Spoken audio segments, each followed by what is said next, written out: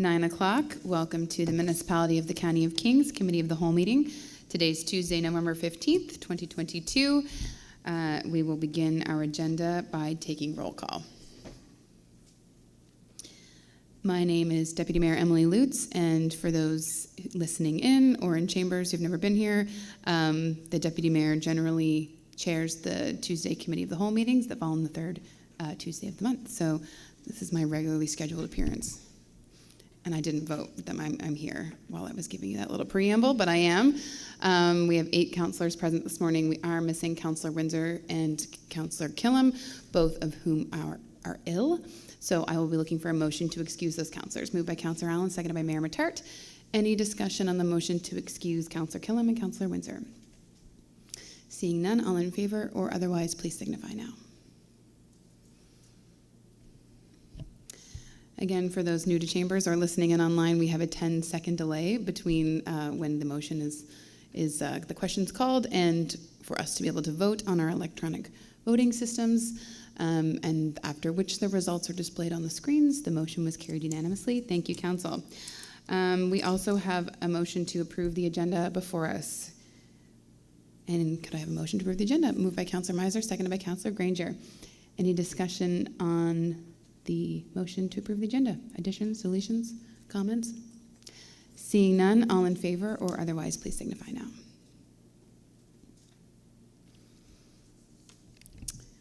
And once we have an approved agenda, I will look to council to see if there are any conflict of interest issues that need to be disclosed this morning. Before we move into conversation, Councillor Meisner, did you intend to vote on the motion? Okay, thank you. The motion carries unanimously. Conflict of interest. Anybody around the table have anything they wish to declare? There'll be lots of opportunity to declare many things this meeting. Seeing none, approval of the minutes. We only have one set of minutes before us today, October 18th, 2022. Can I have a motion, barring any errors or omissions, to approve the minutes of October 18th? 15th or 18th? Sorry, we have a conflicting motion. Oh, that's the agenda. So the minutes are of October 18th. We're just slightly behind on our slides here. I'll take a mover and a seconder. Moved by Councillor Harding, seconded by Councillor Allen. Any discussion on the motion to approve the minutes of October 18th? Seeing none, all in favor or otherwise, please signify now.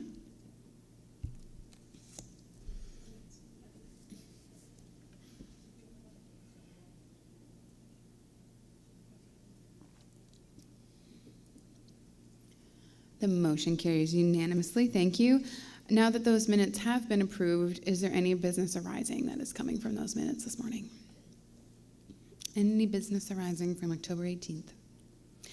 Okay, seeing none, we will move right along to item 6, which is our first item this morning, our presentation on the Mentoring Plus strategy. So we have 2 guests with us this morning, Julianne Meisner, the Mentoring Plus coordinator, and Paula Huntley, a business mentoring consultant and also counselor with the town of Kemptville. So I'd invite you to come on up to the podium. Welcome to Chambers this morning. Welcome to Committee of the Whole. The microphone up here is on. And good morning. Welcome. Good morning. That's good. I don't know if I need a microphone for this size, but hello, everyone. It's a quiet crowd. I should get closer. Oh, yeah, so we have everything's recorded, so you are live on Wonderful. YouTube and on like an audio streaming system. Wonderful. So it's all comes through the Very mics. fancy. So yeah. All right. Well, thank you so much for having me here this morning, everyone. Yes, my name is Julianne Meisner, and I've been the coordinator with Mentoring Plus here in the Valley for just over a year now.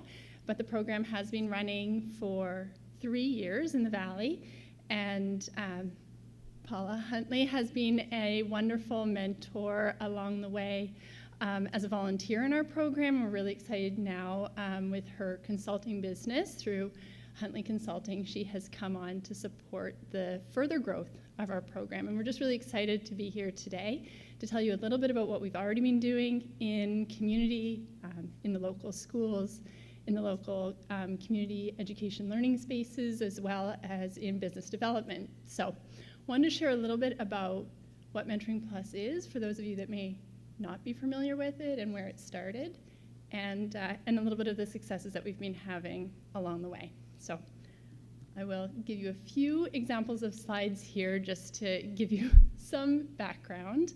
We started with funding through New Horizons, federal funding, looking to reflect on opportunities and creative endeavors that would connect our aging population, and they talk about trying to reduce social isolation. We really talk about how to engage socially across the ages, interested in looking at how those in our Western culture have come to a bit of a habit to look at what are we doing economically and how are we contributing while we are in our working years.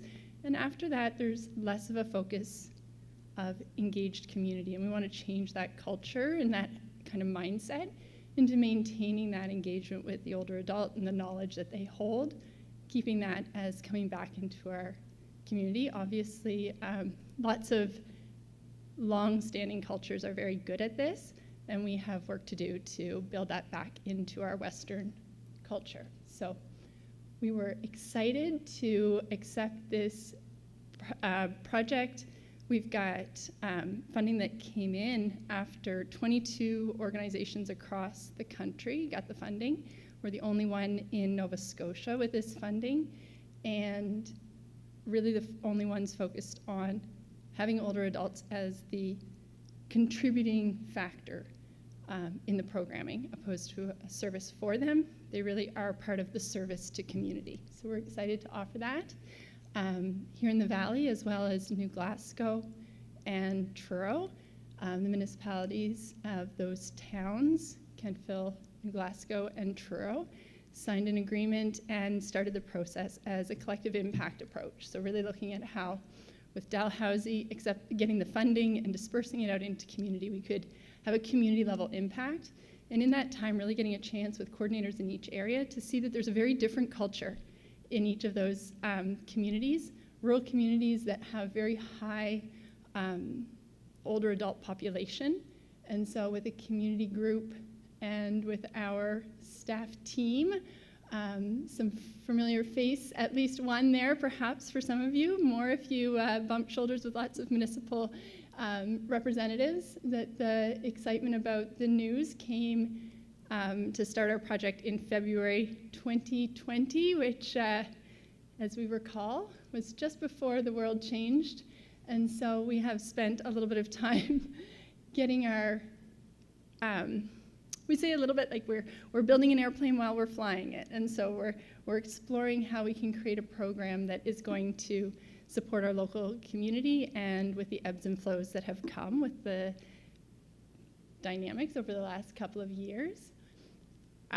Like I said, really this is an interest in how can we bring older adults in to draw on their knowledge and share it back to those that are at any stage of transition in their life. 16 and up, we work with local high schools, and we've also found that people that are transitioning out of different careers, people that are transitioning into new stages of life, whether that's questions about parenting, questions about starting something new that they haven't done before, and a new particular interest is presenting itself here in the area about those that are thinking about entrepreneurship and next stages of business that they hadn't thought of before, and getting a chance to work with them so that we can continue to foster opportunities for intergenerational knowledge exchange.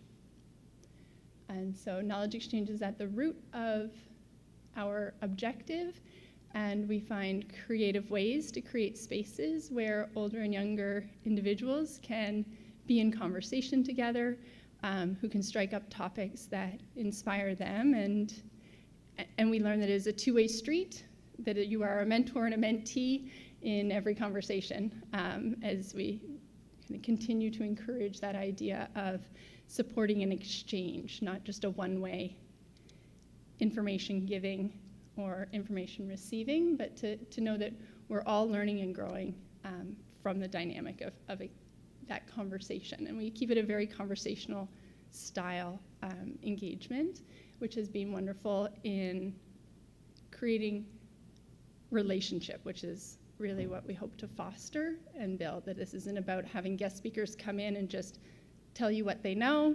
This is about having a conversation with somebody who's interested in what you know and what you want to learn, and to share what they've learned and about how they learned it. So we have marketing materials and resources. I'm going to leave some with you as well. If you're interested, I hope that all of us can think of people that we know in our lives who have been a mentor to us. Can I do interactive show of hands that somebody identifies that they have had a mentor that helped them find their way? Yeah. Would anybody say formally that they have been a mentor, that they have been given that role, that somebody has looked up to them as a mentor? How about informally, if you were to say, you know, that somebody has looked up to you and you have mentored them in some way? And so I hope that everybody sees themselves both as having gotten where they are today because somebody helped them find their way, offered them some encouragement, pointed them in a certain direction, let them know about what path may lead in this experience that they've had. And that's really what mentoring is about. It's not a job title. It's not an assignment of a role. It's really about acknowledging that we have knowledge that we exchange and that we're always of influence to each other around us. So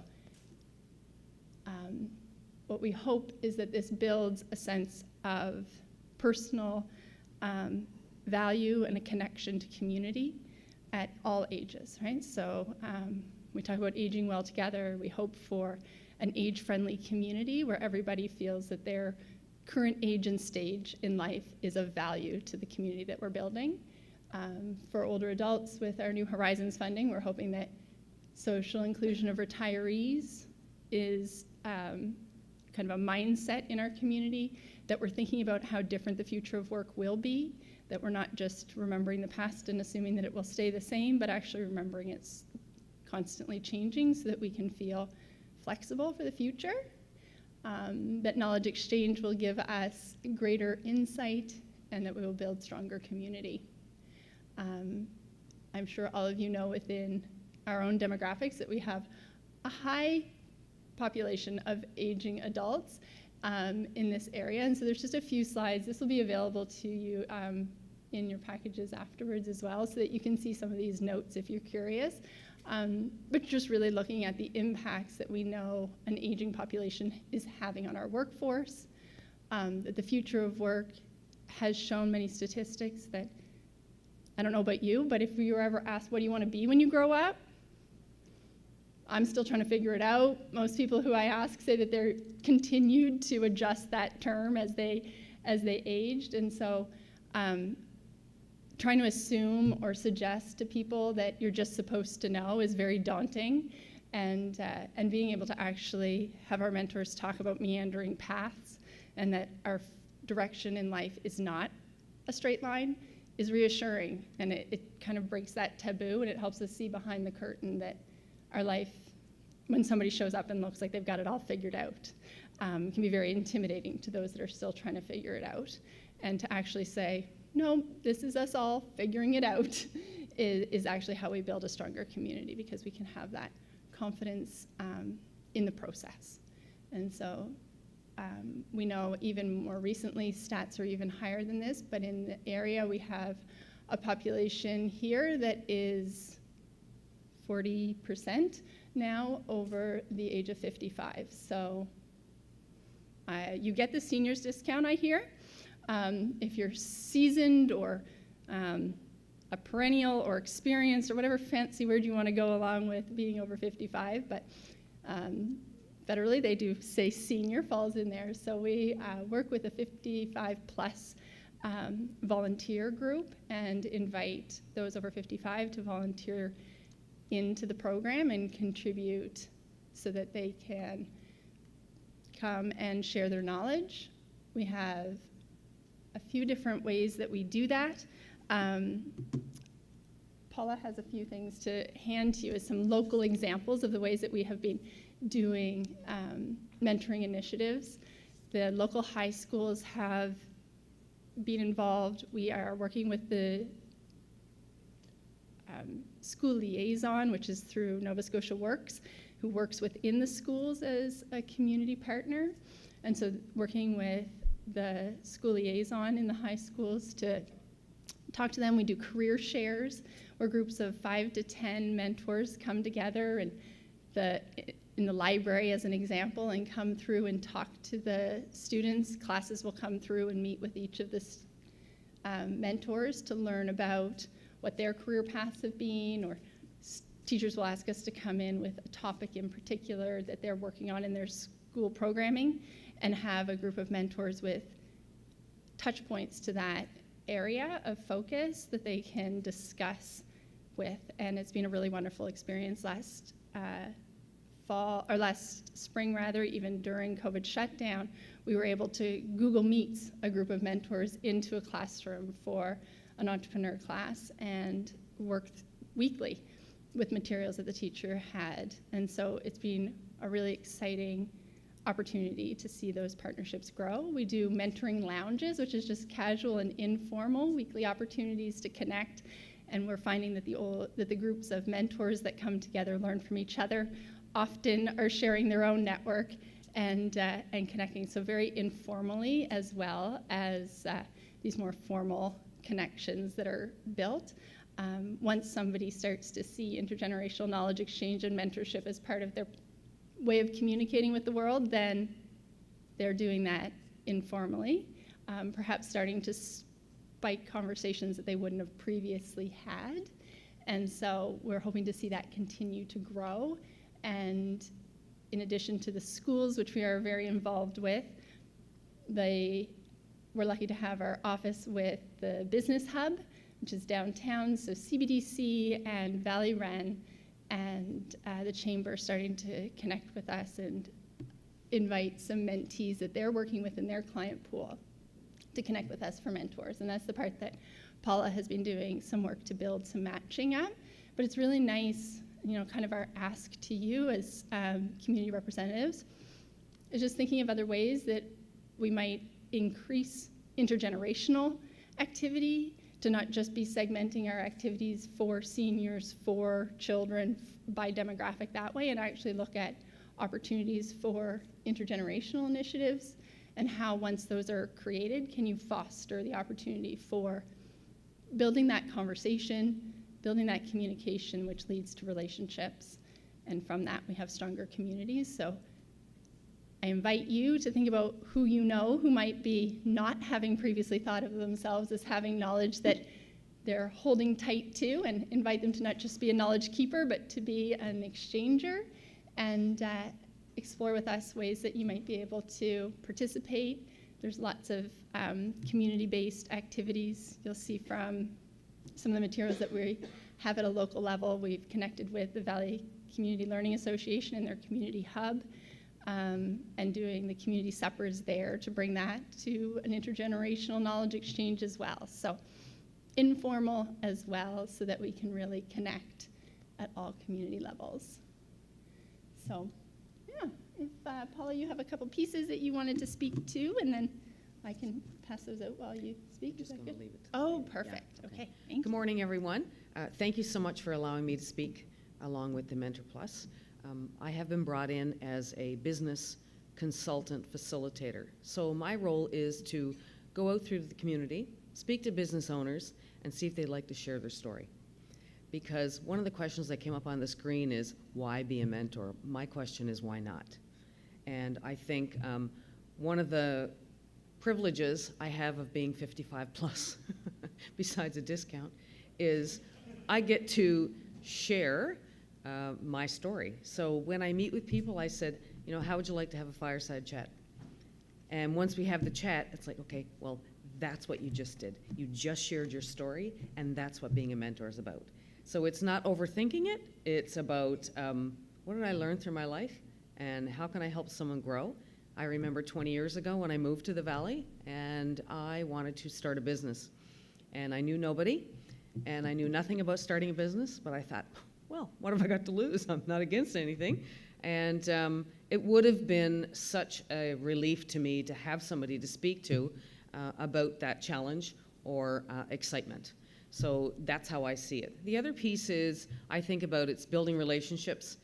I think about, even going back to Julianne's presentation, she talks about going into the schools. You know, the word on the street is we always want, when they finish graduating, why are they moving away? Can you imagine if they had to connect with a mentor and all of a sudden the buzz through the community is, did you know that when you live in Annapolis Valley, they really do care about you? They really do care about you staying home and working.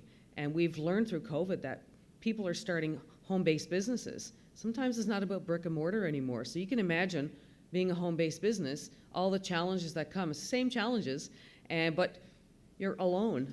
You're home all the time. So imagine getting out to speak to a mentor or a coffee or a phone chat or Zoom. That's all it's about. The other thing is, in being a business mentor, you know, I like to say 5 times a year would be a commitment. 5 times, that's it. Coffee, Zoom, phone chat. That's all it takes.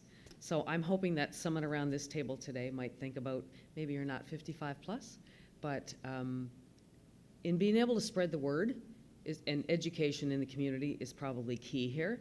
And we all love to build relationships, and looking in this room right now, I've built a lot of relationships with many people, and it's all valued, and I'll be able to take that with me wherever I go. That's what it's about. Thank you.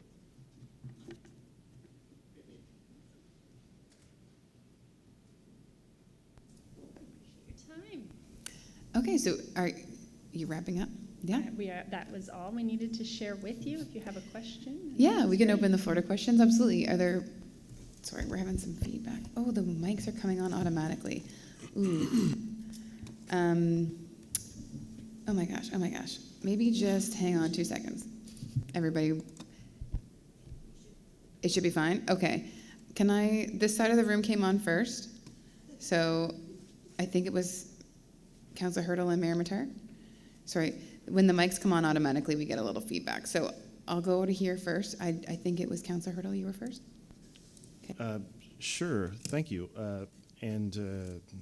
Through you, I'll try to follow this with a question, but just because I realized you were looking for a bit of a dialogue from some of your slides, I thought I'd share a couple mentor relationships. I've been on the mentee side, so coming into municipal politics, I had a mentor, Reverend Dale Gray, and ironically, I sought his advice, and the book that he recommended I read before entering the race was The Republic.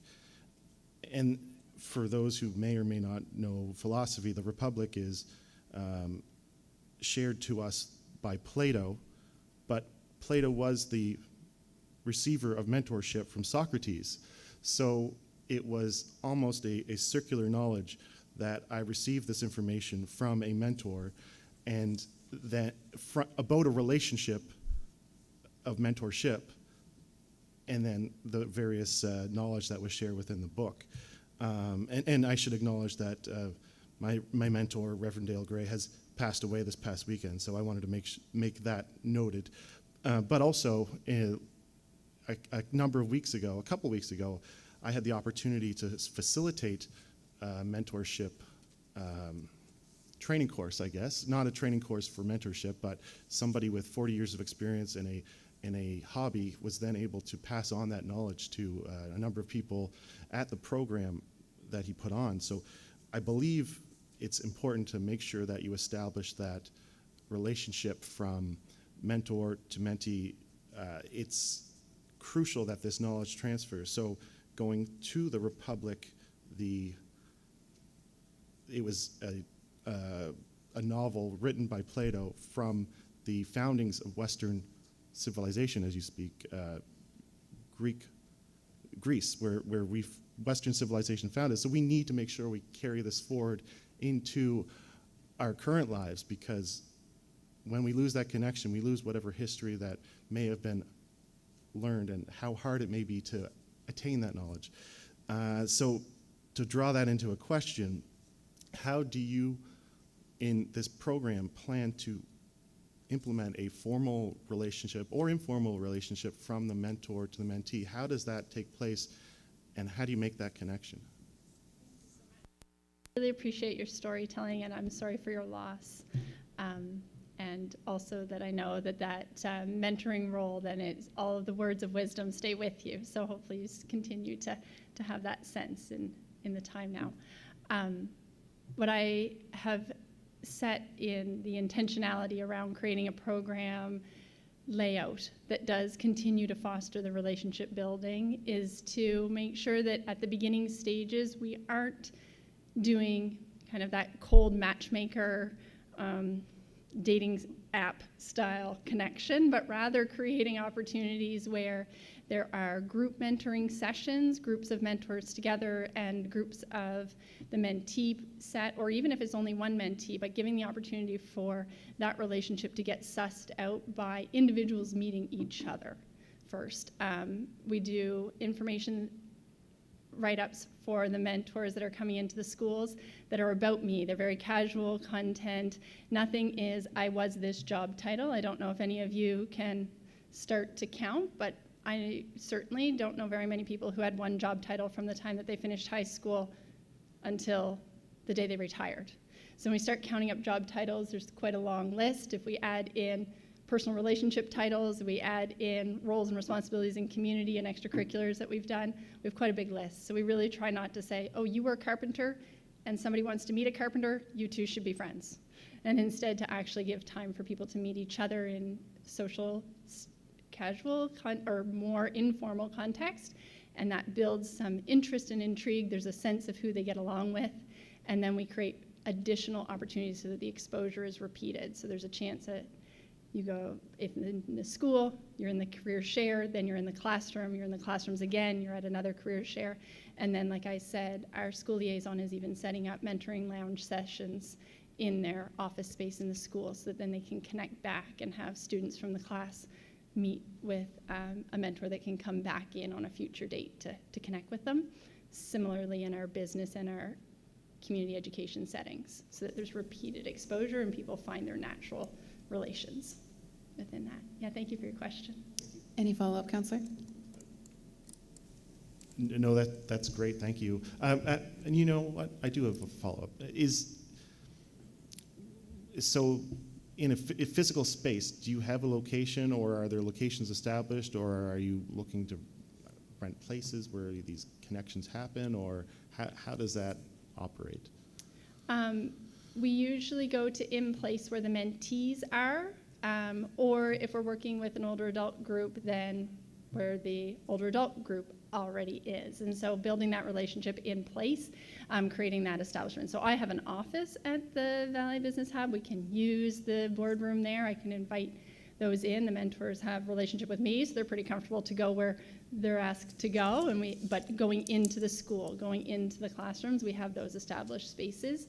And anytime that there's a community opportunity, like I said, we're well established at Valley Community Learning Association and the hub at Oakdean, as well Farm Cafe in Middleton, NSCC, and they host a mentor lounge space twice a month there as well. So it's a drop-in space where that post-secondary age group, as well as they have Cora, which is Center for Aging Well and Community there. So we get a chance for that intergenerational foot traffic to cross paths. Thank you. Yeah, Thanks, thank you. Councillor. Councillor Armstrong. Thank you very much for your presentation. I found that most of what you were speaking about today was centered around business people and careers and stuff like that. And I'm just wondering if you've ever tapped into volunteer organizations, because you know, the Lions clubs, the Rotary clubs and all of that are populated by business people. And I'm sure that they would tell you that being part of those organizations gives them, it's okay, gives them community introductions. You know, they get to meet people that are from different walks of life and all of that stuff. And being involved in community organization also prepares people to be well-rounded and engaged in their community. So I'm just wondering if that's something you've ever tapped into other than just the business community. Yeah, actually, it's not as easy to find retirees from the business community if you're just talking to the current business community, because like you said, they're somewhere else now. Working with the service clubs, the Lions Club as an example, and Probus, to have conversations with them and what their mandates and interests are, and matching them with other community groups that are maybe at a learning stage of some of that. So being able to do those matchups, I had a conversation with the Kentville Historical Society and an interest that they have in being able to talk in the high schools or in the schools about local history. So because we're working in the community schools, then starting to build those connections and opportunities. The Raging Grannies is another group. We have a mentor from their group with us and looked at opportunities. They like to connect with sociology classes, for example. And so again, sometimes it's bridging intergenerational and sometimes it's bridging community silos, right? So the business environment not talking to the schools or the schools not talking to the community clubs. And so just by having that free agency that our program is able to have, we start to make those dot connecting and being able to use that conduit, which really is what I think Mentoring Plus strategy is able to offer in a community. Not so much that we are the ones that know all the older adults or know all the younger people. That's not at all true, never will be true. More that the strategy is the opportunity to say, let's build those bridges, let's build those conduits so that we can have more fluid knowledge exchanges and people can connect to each other. So yes, absolutely, continuing to build that. Thank you. Okay, thanks. Thank you, Councillor.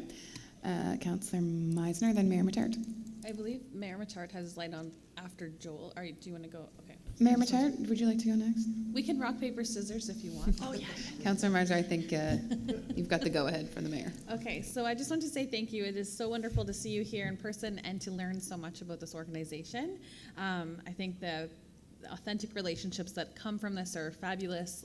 Aging in place and learning in safe places really creates that sense of complete communities with multi-generational learning.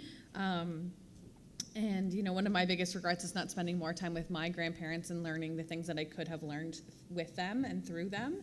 And you gave us some great information here, but for the purpose of the record, could you share with us how we can share the knowledge and spread the word for the purpose of the record and those who may be listening or watching you zoomed in on YouTube, how we can share that knowledge? Awesome, thank you. Yes, the advertisement plug that I forget to even mention. Get in touch with me. Just find me out in the world. That's a little bit auspicious, isn't it? Mentoringplus.ca. You can find that on the web, and that will be our general information for the 3 districts. You can also contact me directly, mentoring@kentville.ca. And you can email me for contact.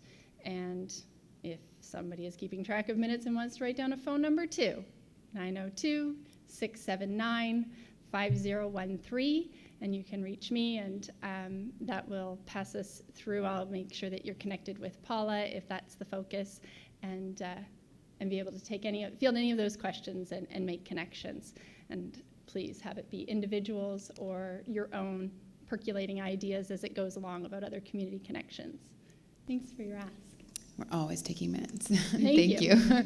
Next, we have Mayor Matart, finally. Thank you, Julian and Paula, for your presentations. It's very interesting, as you can tell from all the questions. People are interested in getting behind the idea of mentoring. And to Councillor Armstrong's point, I would just, I'm going to ramble a bit, and there'll be a question or two in there. But if I tried to do it separately, the deputy mayor would cut me off, and I wouldn't get a chance. So the Rotary Club in Kentville, I'm aware, has been stepping out on their own in order to create mentoring opportunities with NSCC, for example. So they actually had a program and have had for that period of time. But from time to time it falls off and then it comes back on the table, but it's always been of value. It's difficult for some people to spring the time, the mentors that you're talking about, to spring the time to do that.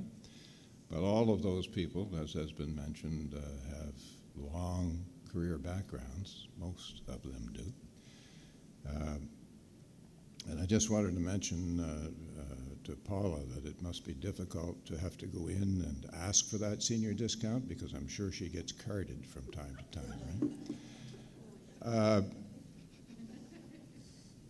So on the question side, you know, what's your longevity in your position in terms of the financing that's provided to you and the source from which the financing comes? That would be an interesting thing to know.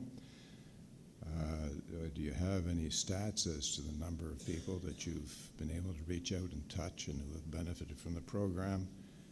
And what, if any, feedback are you able to share with us here this morning?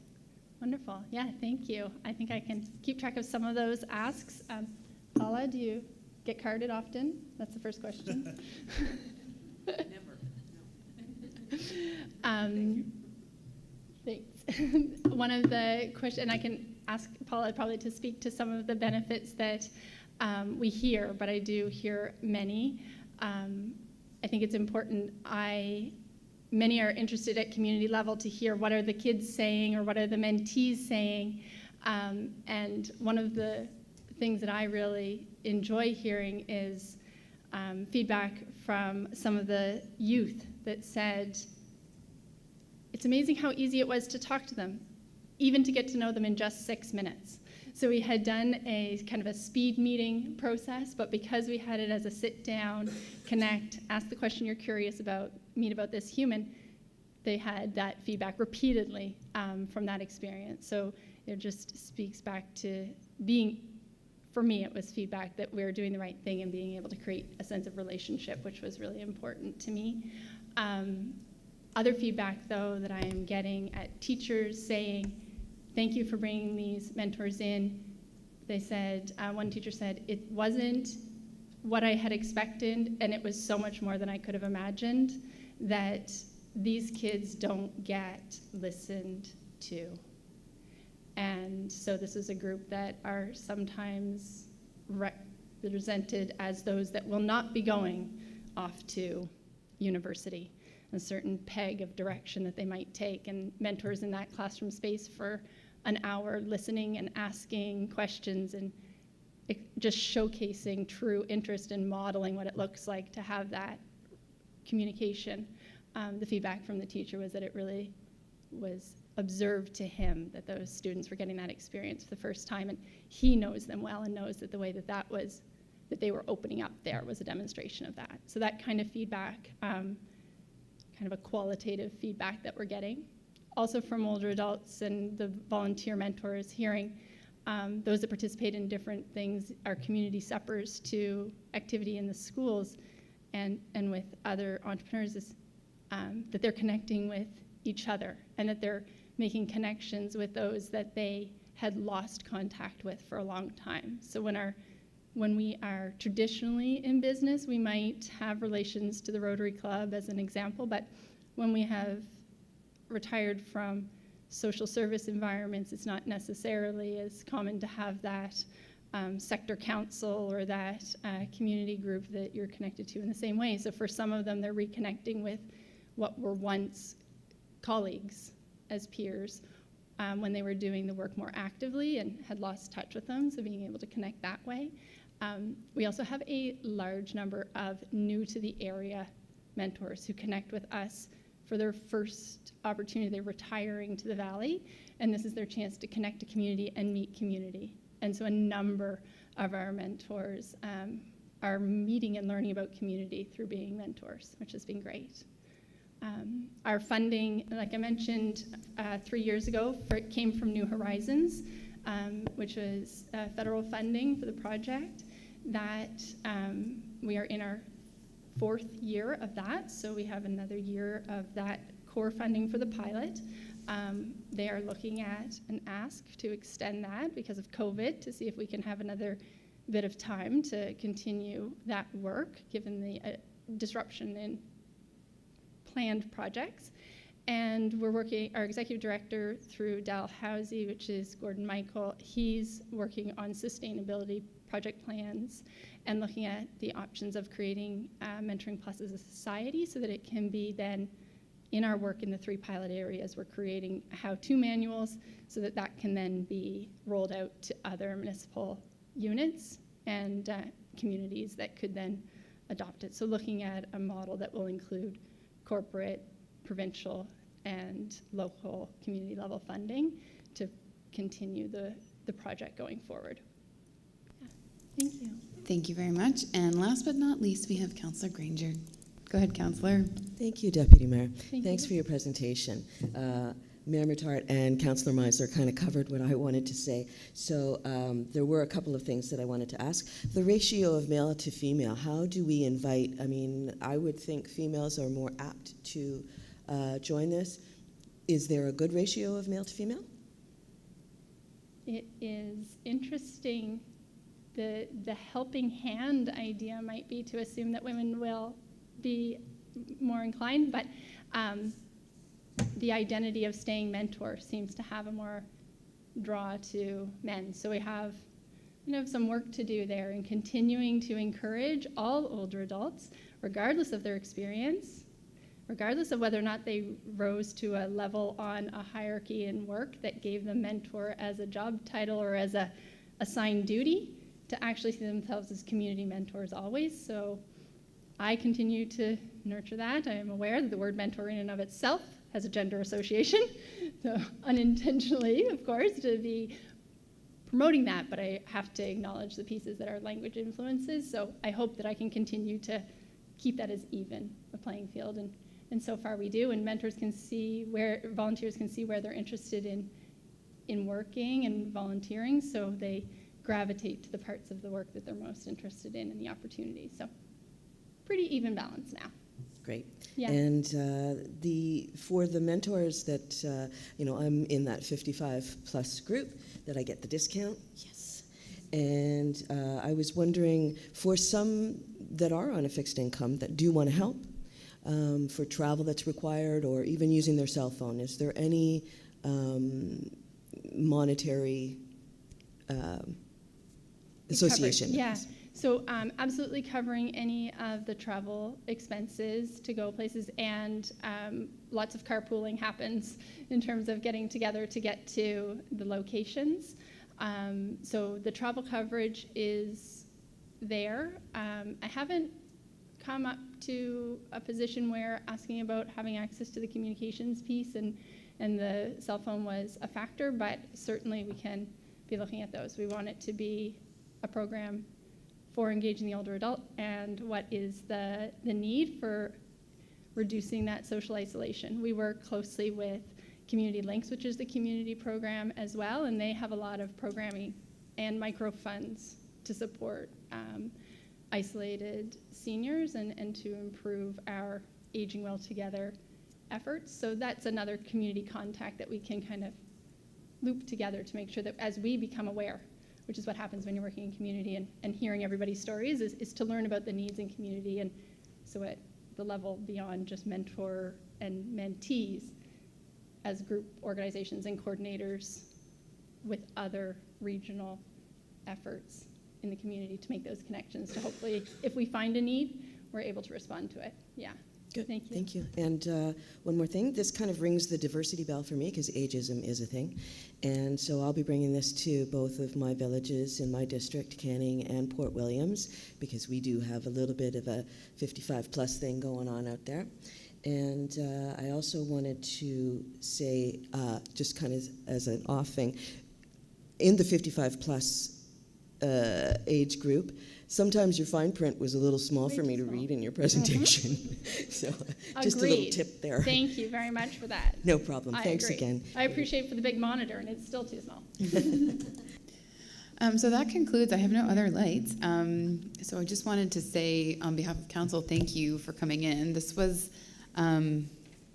fascinating, and also the real important stuff of community. And yeah, there's a lot of feeling in this work, and I think it's wonderful to start our council meeting today in this like positive space and to hear about the good work you're doing. So I really appreciate you coming in and sharing it with us. And thank you, Councillor Huntley, as well, for your role in this as well. And thank you both. Well, thank you for all of your time to all of you, and I hope to be in touch and connect with you for any opportunities that percolate from here. I'm sure there will be Thanks. some, no question. Take Thank care. you so much. So we have in front of us a motion to receive the presentation this morning, moved by Councillor Meisner, seconded by Councillor Hurdle. Discussion? Seeing none, all in favor or otherwise, please signify now.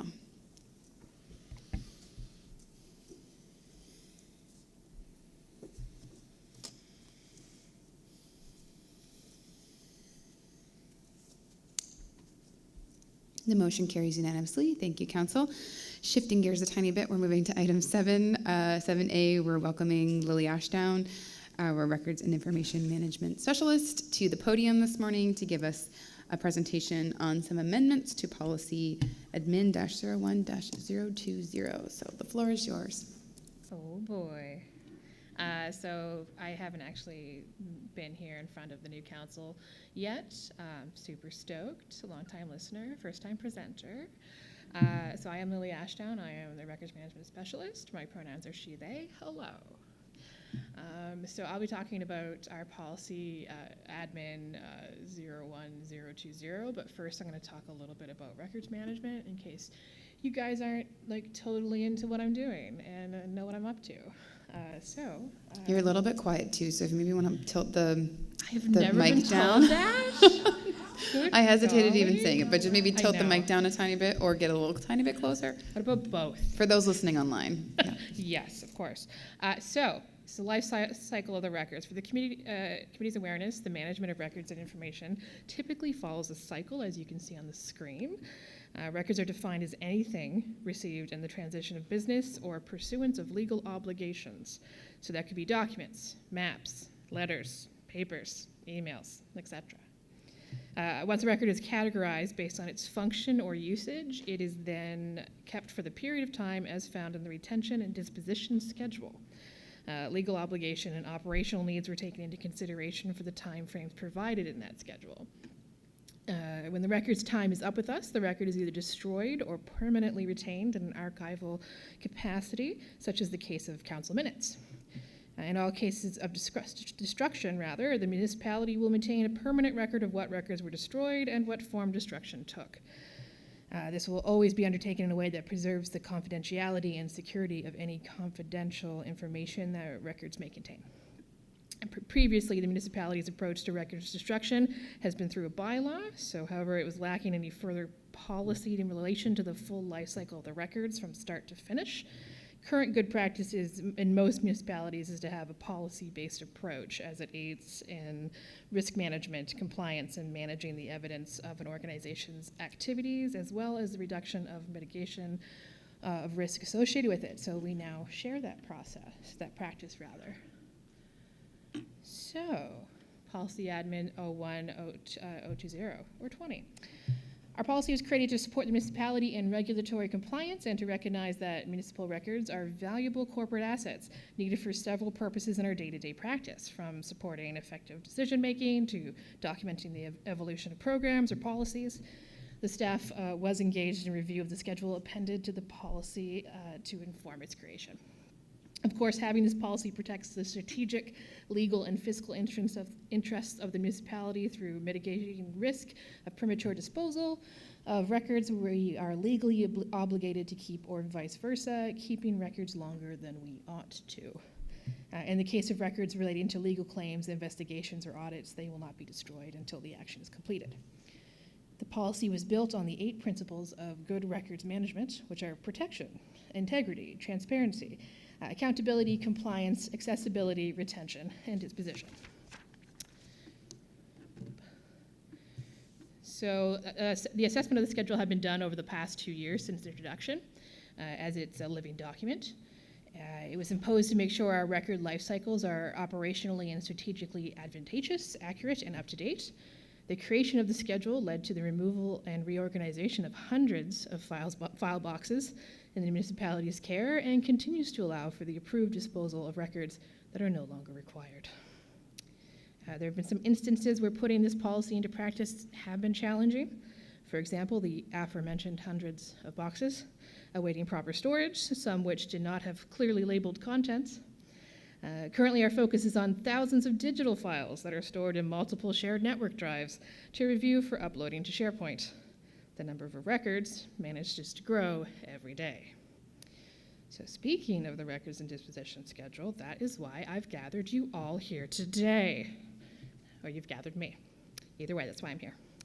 So, the council approves the records and information management policy in October of 2020. That's when I was last here. Since adoption of the policy, the Chief Administrative Officer has appointed the designated officer, Lily Ashdown, Records, it's me. The management specialist, me, is to be responsible for the management and maintenance of the records management program. As per that policy, amendments to the retention and disposition schedule can be made only by council approval as put forward by the CAO or the designated officer, me. So, as the records management program has developed and the municipality is nearing implementation of the retention schedule, the designated officer, me, and management team have identified a necessary amendment to the retention and disposition schedule to reflect municipal operations. Specifically, staff are requesting that council approves the following classification system to be added to the retention and disposition schedule. It's EN19, which means it's in engineering. It's sidewalks and trails maintenance.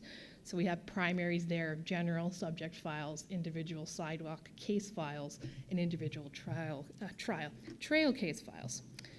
These files would be treated the same way as street and road maintenance when it comes to their life cycle, which means that they would be on site for a year after their SO, which is a whole retention schedule terminology. Then it would be off-site in our storage for 6 years and then disposed of when we no longer own them or are transferred to a new owner. In addition to this amendment, staff are also recommending a small number of minor, non-substantive grammatical changes. Ta-da, it's a recommendation. So, do I get this recommendation now and then we go to... We can go to questions first and then we'll read the motion. Spoiler, the recommendation is there. Spoiler alert, it is on the screen. Yes. Any questions for Lily this morning? Councillor Armstrong. Okay, I can't read it. You say archival.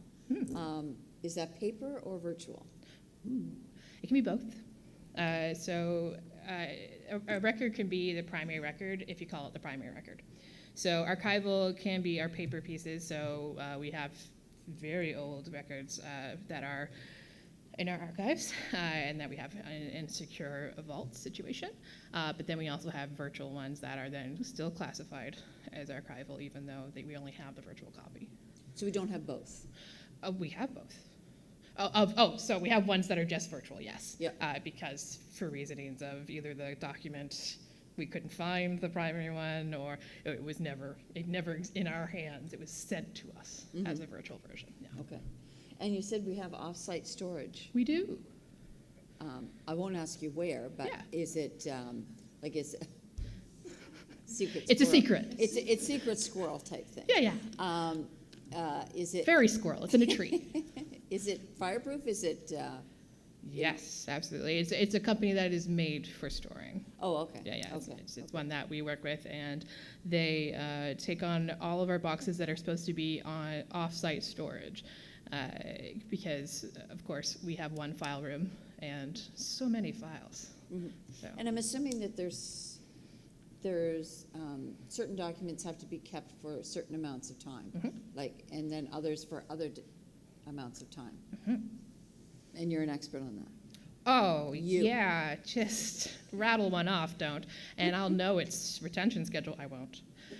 But we do have a retention and disposition schedule that is available to all staff. It's part of the policy. It's one of the amendments.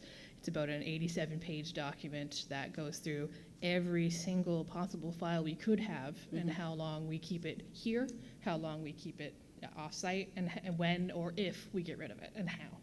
Okay. So. Great, thank you. Oh, yeah, no problem. Thank you, Councillor. Any other questions of Lily this morning? Okay, I don't see any. Did you want to read the recommendation, Lily, or shall I? I sure do. I'm here. The recommendation is that the Committee of the Whole recommend Municipal Council provide 7 days notice per Section 48(1) of the Municipal Government Act to adopt amendments to Policy Admin 01020, Records and Information Management, as attached to the November 15th, 2022 Committee of the Whole agenda. Do I have a mover of that motion? Moved by Councillor Armstrong, seconded by Councillor Granger. Any discussion on the motion? Seeing none, I'll call the question. All in favor or otherwise, please signify now. And while we wait for the vote, we'll say a big thank you, Lily, for being with us this morning, for your presentation, and for all the work you do keeping us organized and in compliance with all of those 87 pages of schedules. My pleasure. Thank you. And the motion carries unanimously. All right, moving on, we have item 7B, amendments again to a policy, FIN 05-018, community grants. Certainly not the first time or the second or third time we've looked at this policy. It's very much a living document. Amy Johnstone is here to lead us through it. Welcome to Committee of the Whole, Amy. Thank you. Podium's not my favorite place to stand to do this, so you're gonna have to bear with me.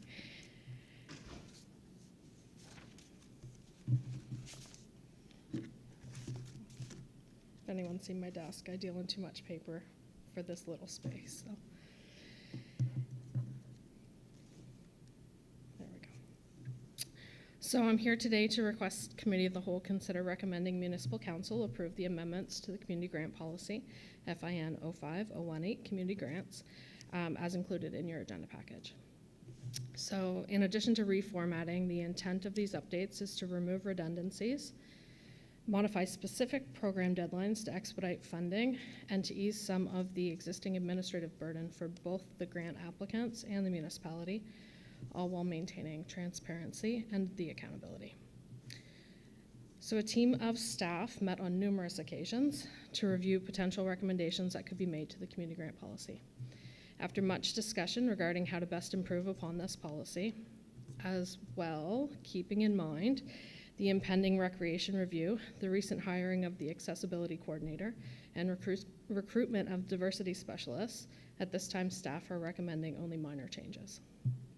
So all the changes can be found in the appendices attached to the report, Appendix A being the red line changes, and Appendix B being the clean version with all of the amendments built in. So, highlights of the recommended amendments. So in section 3.1, eligible applicants, the addition of the word any allows staff to easily determine eligibility of organizations, ensuring all applicants are simply any one of the listed categories. In section 3.2, the addition of the accessibility plan and the strategy for belonging helps to illustrate to potential applicants council's commitment to inclusivity. So as these plans are operationalized, the policy will be adapted with any additional amendments brought forward for your consideration as needed.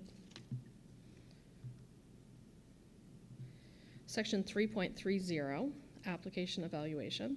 For consistency, it's proposed that this listing of the evaluation criteria, which previously was quite long, is condensed to reflect the listing as it is included on the application forms. Throughout the policy, an increase in the amounts in relation to the types of disbursements is recommended.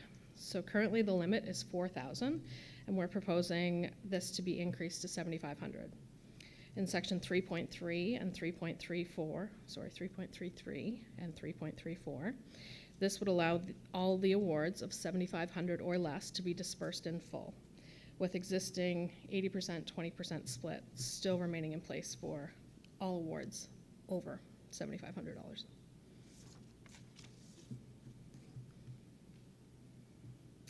In section 3.40, relating to accountability submission requirements, this change would allow all recipients of grant awards of $7,500 or less to submit a summary of how the funds were used, rather than the much lengthier detailed submission currently required. An edit is also made to clarify that awards of more than $7,500 and less than $30,000 are required to provide proof of actual expenses and payments. And remaining unchanged is the awards for the awards between $30,000 and $50,000 and the awards for over $50,000. Section 3.38 is proposed to have the addition of a statement in relation to single-year grant awards that reads, "At no point shall funding be carried forward more than 24 months after award." The intention of the statement is to encourage all grant recipients to submit final information needed to close out grants in a timely manner and minimize the number of outstanding open grants. The schedules previously attached to the policy have been condensed from 3 separate schedules into one that includes all the programs. This is intended to remove confusion as expressed by community organizations. So I'll take you quickly through the changes recommended to specific grant programs, starting with Youth Travel Assistance Program. Currently, this program lists 4 separate intake deadlines: April 1st, July 1st, October 1st, and January 1st. It's been expressed by applicants that often travel is required not long after they are selected. When funding is truly needed for this travel to take place, the current deadline means applicants must continue to focus on fundraising to ensure they can participate, rather than focusing on training or travel preparations. It's recommended that this be changed to a continuous intake beginning April 1st, continuing until March 31st each year, or until such time as the budget has been fully expended. This would allow for expedited approvals and funding release. To accommodate this proposed deadline change, a slight reduction in the maximum amounts provided is also recommended, as continuous intake does not allow for scaling of applications received in bulk, as is the current practice. This would allow the program to assist as many youth possible within the program budgets during the entire fiscal year, or while funds remain. So these adjusted amounts do fall in line with the historical actual award amounts that we have given. Community Recreation Programming Assistance sees a proposed change to the maximum assistance available calculation. So currently it reads up to 75% of net program cost to a maximum of 50% of the program cost to a maximum grant of $25,000 to any one organization. So it's proposed this be changed to read maximum assistance available is up to 100% of net program cost, which is expense less revenue, per program to a maximum of 50% of the program cost, with a total maximum grant of $10,000 to any one organization. This percentage change would allow all budgets submitted to be shown more accurately and provide, and the maximum amount adjustment per organizations will allow the municipality to assist more organizations providing diverse array of programs to youth. So historically, there have been organizations that have been eligible and requested the $25,000 maximum.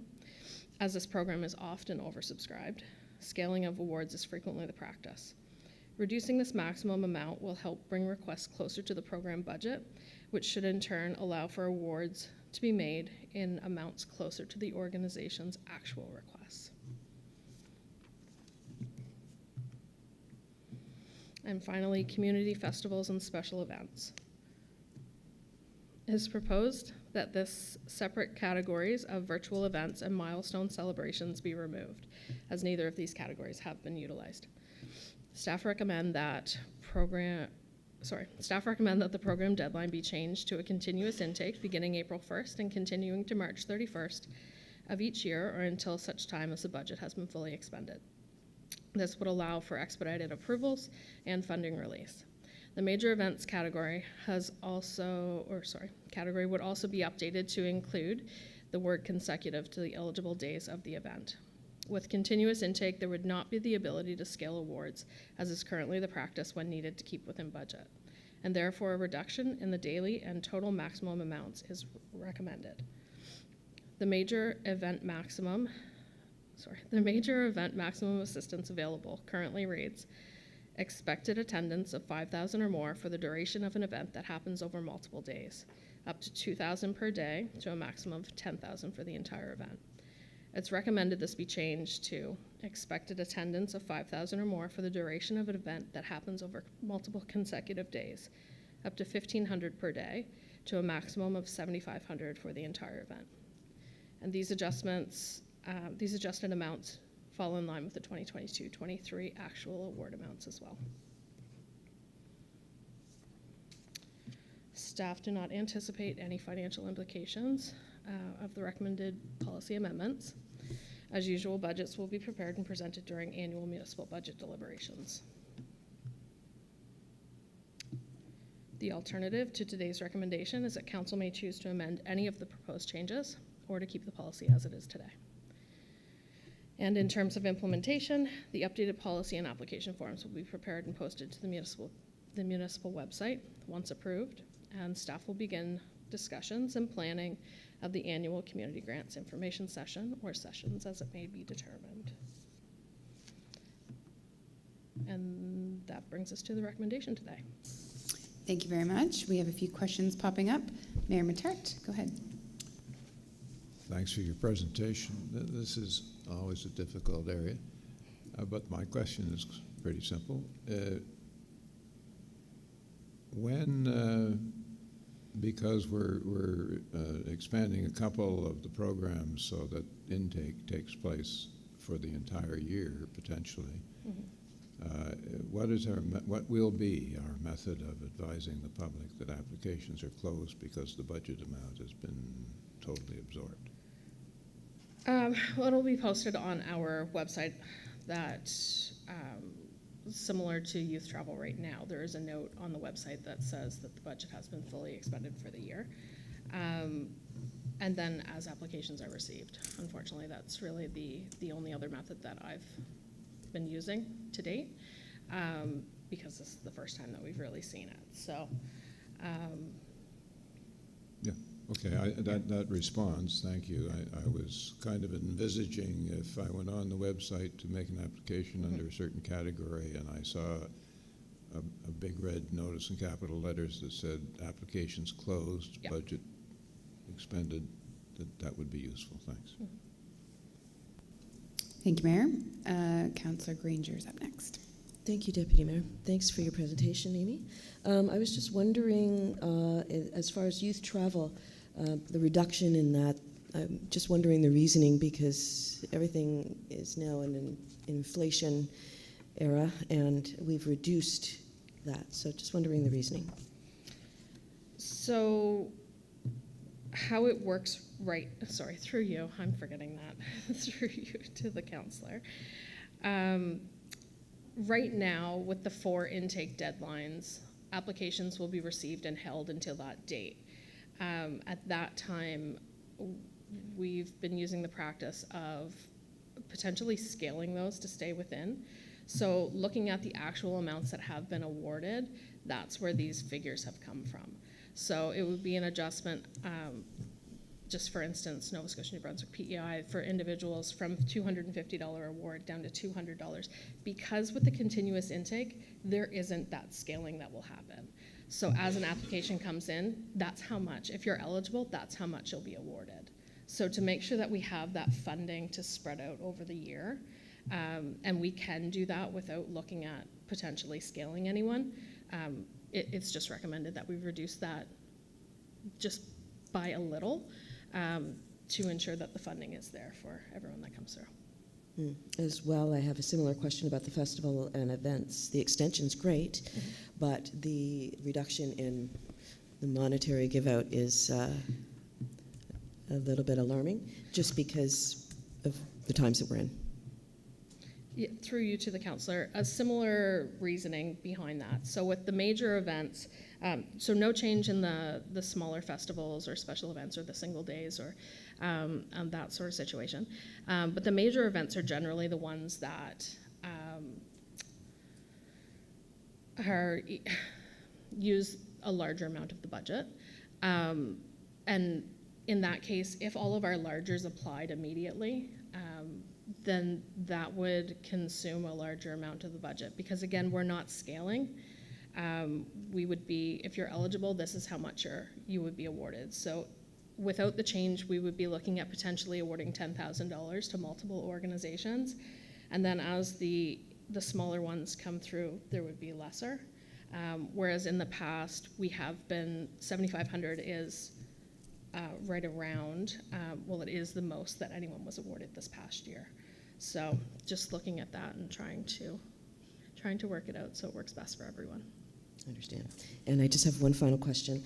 When the summary is due after the funds have already been given out, who or how, or what's the procedure of the policing of that? How do you find out that the money was spent the way it was supposed to? Through you to the counselor. So right now, for awards of $4,000 or less, this is the practice that we use. So if you're awarded $3,500, you're 100% funded, and then the accountability requirement is that you submit a summary of how those funds were used. So you let us know, we've got your application exactly saying what it is that you plan to do, just a summary of the event or project or whatever it may be. If it was completed, successful, that sort of thing, if costs came in above or below, just a summary of how that's used. If I don't receive that, then that grant remains open, which means that they're ineligible to receive any funding in the future. So it is important that they submit those summaries, and there is follow-up, a lot of follow-up that's done to make sure that that happens. So, Thank you. Good questions, Councillor Granger. Councillor Armstrong. Thank you. Through you to Amy. I'm having an awful hard time wrapping my head around up to 75% of net program costs, expenses less revenue per program, to a maximum of 50% of the program cost. Can you give me an example of that, of how that works? Because there's an awful lot of percentages, and yeah. If you live in it, it's if you live very in it, difficult I'm one sure to it makes find the all right the sense wording. in the world, but for me, it's just not. Absolutely, yeah. So a great example of that would be an organization that puts on day camps. So I could use anyone, I guess. So there may be an organization that puts on a March break camp, a summer day camp, other kind of winter break camps, those sorts of things. So they would be eligible. Now we're looking at the calculation being 100% of their net cost. So for each one of those, they would be eligible for up to 50% of that each program cost. So of the summer day camp, of the March break camp, of the winter camp. And then that combined cannot exceed the total amount per organization. Yes, Nope. no? Still not working.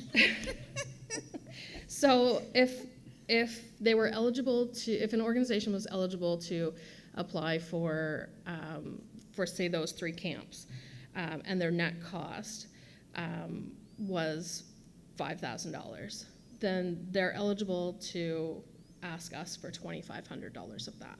So they can ask for each program, they can ask for up to 50% of that net cost. And then all of those programs combined can't exceed that $10,000 recommended now. Previously $25,000. Yeah, no. So each application form. That's okay. That's okay. We'll discuss it later. It's okay. I don't want to bore It people. will actually, the intent of this is to actually make it easier for them to provide their complete budgets. Previously it was 75%, so they were always having to come up with more. So now they can truly provide us their fulsome budget and plan more appropriately, hopefully. Okay. We'll talk later. Okay. I can show you an example if need be. So. Thanks, Councillor. Yeah, you're probably not the only one with questions on that it's particular tough. one. Councillor Hurdle, go ahead. Thank you, Deputy Mayor. Through you, my question was similar to Councillor Armstrong's, but after receiving the explanation, the new description makes sense based on a historical explanation of the funding eligibility, 75% of the program cost. But there may be a way to word that so it's not as complicated in the future. But my question on the Community Rec Programming Assistance Grant, how much was our prior budget or current budget on that program specifically?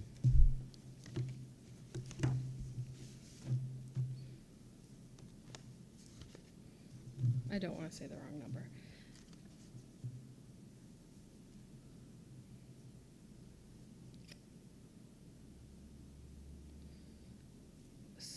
$50? Maybe I'll defer that to the deputy CAO. I can't remember. We did change in the last few years. The amounts have been adjusted. So it was previously 70.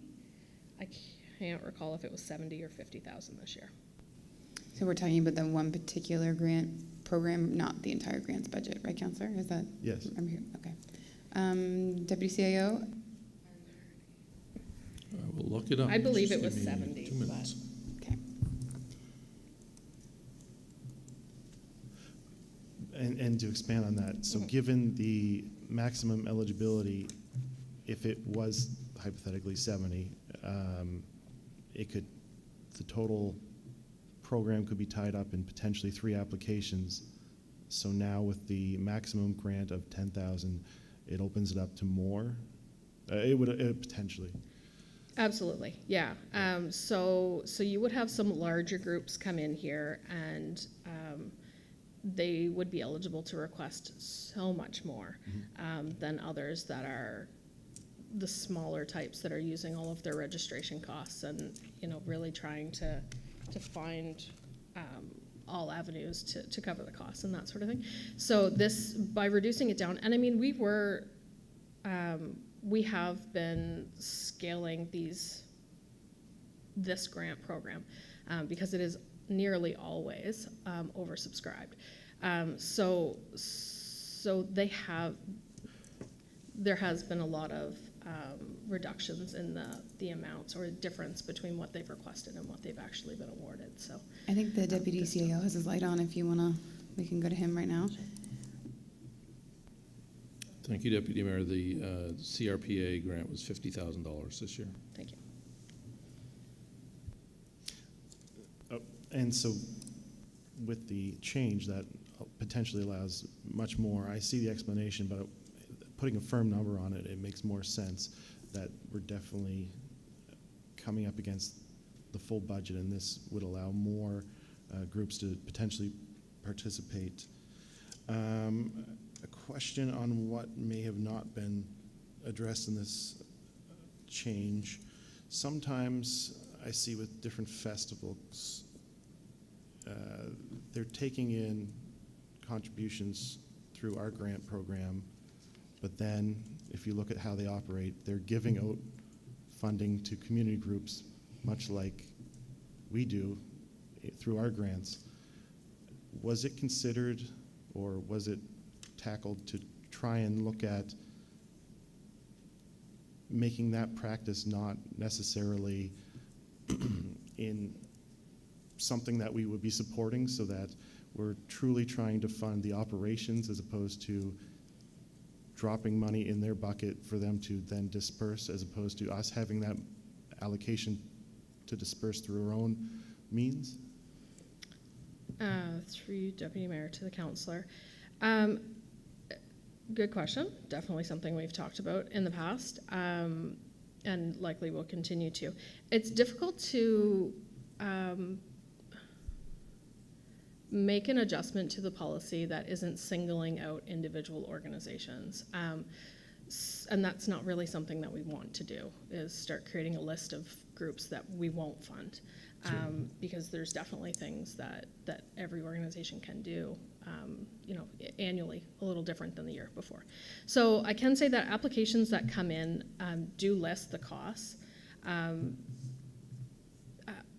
Most of these most of these festivals are fundraisers of some sort, whether it be for the organization so they can continue to operate, or so they can put on the event the next year as well.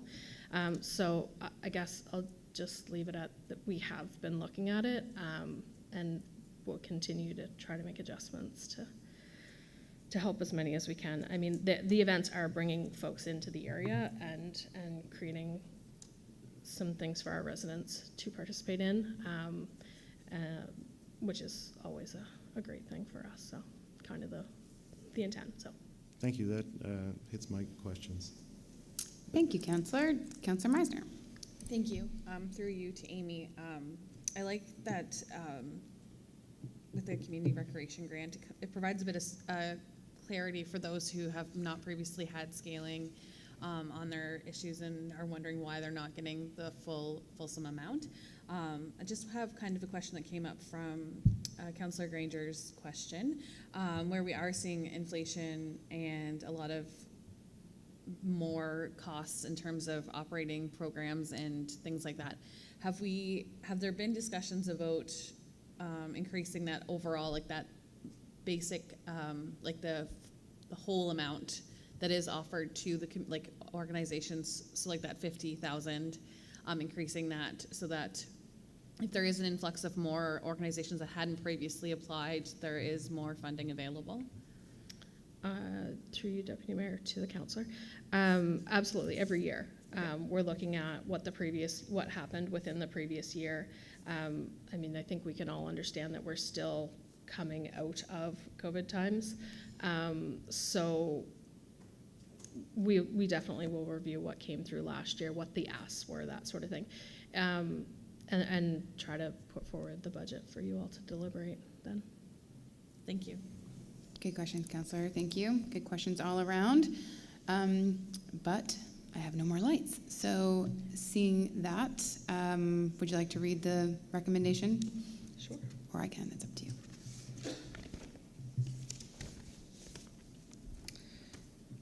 So the recommendation is that Committee of the Whole recommend Municipal Council give 7 days notice per Section 48(1) of the Municipal Government Act to amend Policy FIN 05018 Community Grants as detailed in the November 15th, 2022 request for decision.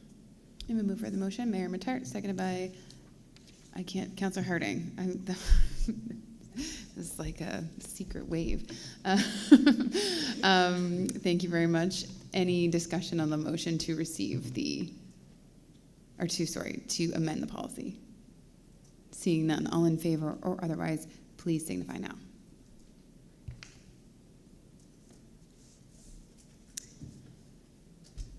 It is 10:22. Are folks wishing to take a brief recess to get another coffee, or are we? Oh, I'm seeing nods. So yes, this does seem like a good time. We have 1 against, 7 in favor. Councillor Meisner, before we break. I was just thinking, can we just receive Brittany's and then go on break? Since that's the only administration one that we do have left, just to finish that up. I think that's just a fine, suggestion. as long as that's okay with Brittany. Yeah, okay. So we'll take Brittany's and then we will break, do a recess after that.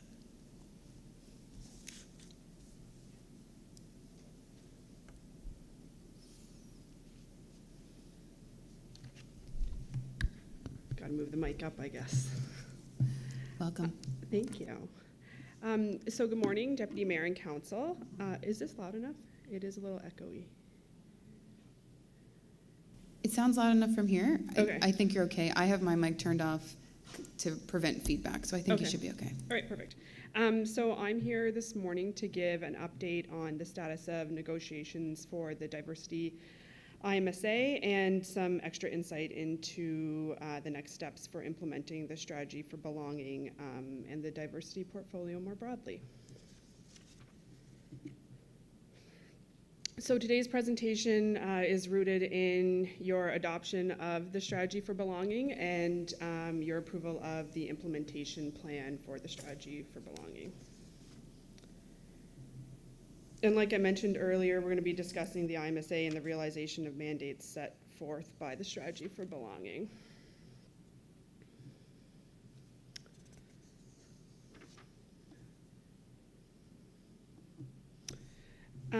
So through the strategy for belonging, as well as the approval of the 22-23 operating budget, Municipal Council called for the establishment of an intermunicipal service agreement, or IMSA, regarding diversity, equity, inclusion, justice, and belonging, with like-minded eligible parties in the Kings region. The strategy also mandates a more regional approach to fulfilling the municipality's own commitment to diversity.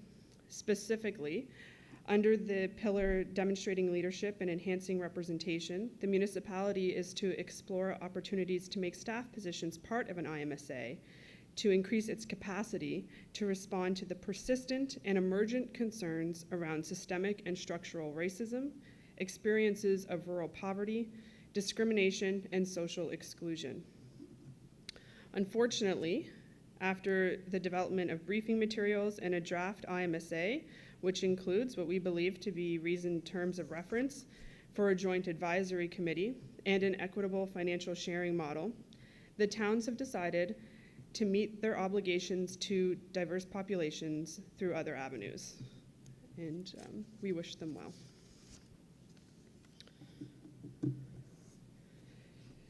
Since its inception, Diversity Kings County, which was formerly the Race Relations and Anti-Discrimination Committee, has made valuable contributions to the municipality's commitment to be an organization representative of and responsive to the full range of human experience present in the County of Kings. From early celebrations of cultural diversity to recent conversations that have been more challenging on what it means to belong in the municipality, Diversity Kings County has taken a leadership role in advocating for diverse and often excluded voices in the region. The municipality wishes to thank everyone past and present for their contributions and service to the community through the committee. Although establishment of an IMSA was consistent with the mandates set forth by Municipal Council vis-a-vis the strategy for belonging, the implementation plan, and the municipality's strategic plan, staff believe the municipality can maintain these commitments to community through a realignment of the existing diversity community and human resources.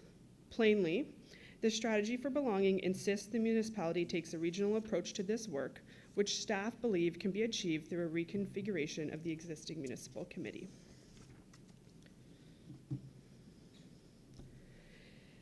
In addition to better aligning the terms of reference for the Diversity Committee with the strategy for belonging, the municipality needs to navigate and resource its external role as a steward of community and public good, as well as its desire to be an employer of choice and the internal obligations that come with being an authentically inclusive and welcoming workplace where all people belong. To date, the municipality has built a strong foundation on external actions to foster intentional inclusion of historically excluded persons and narratives. The success of this work can be confirmed by the increasing willingness of community to engage with the municipality on a range of instances, from attending celebratory events to participating in difficult conversations. Although there is significant ongoing work to attend to, the municipality is on track with our external pledges to community.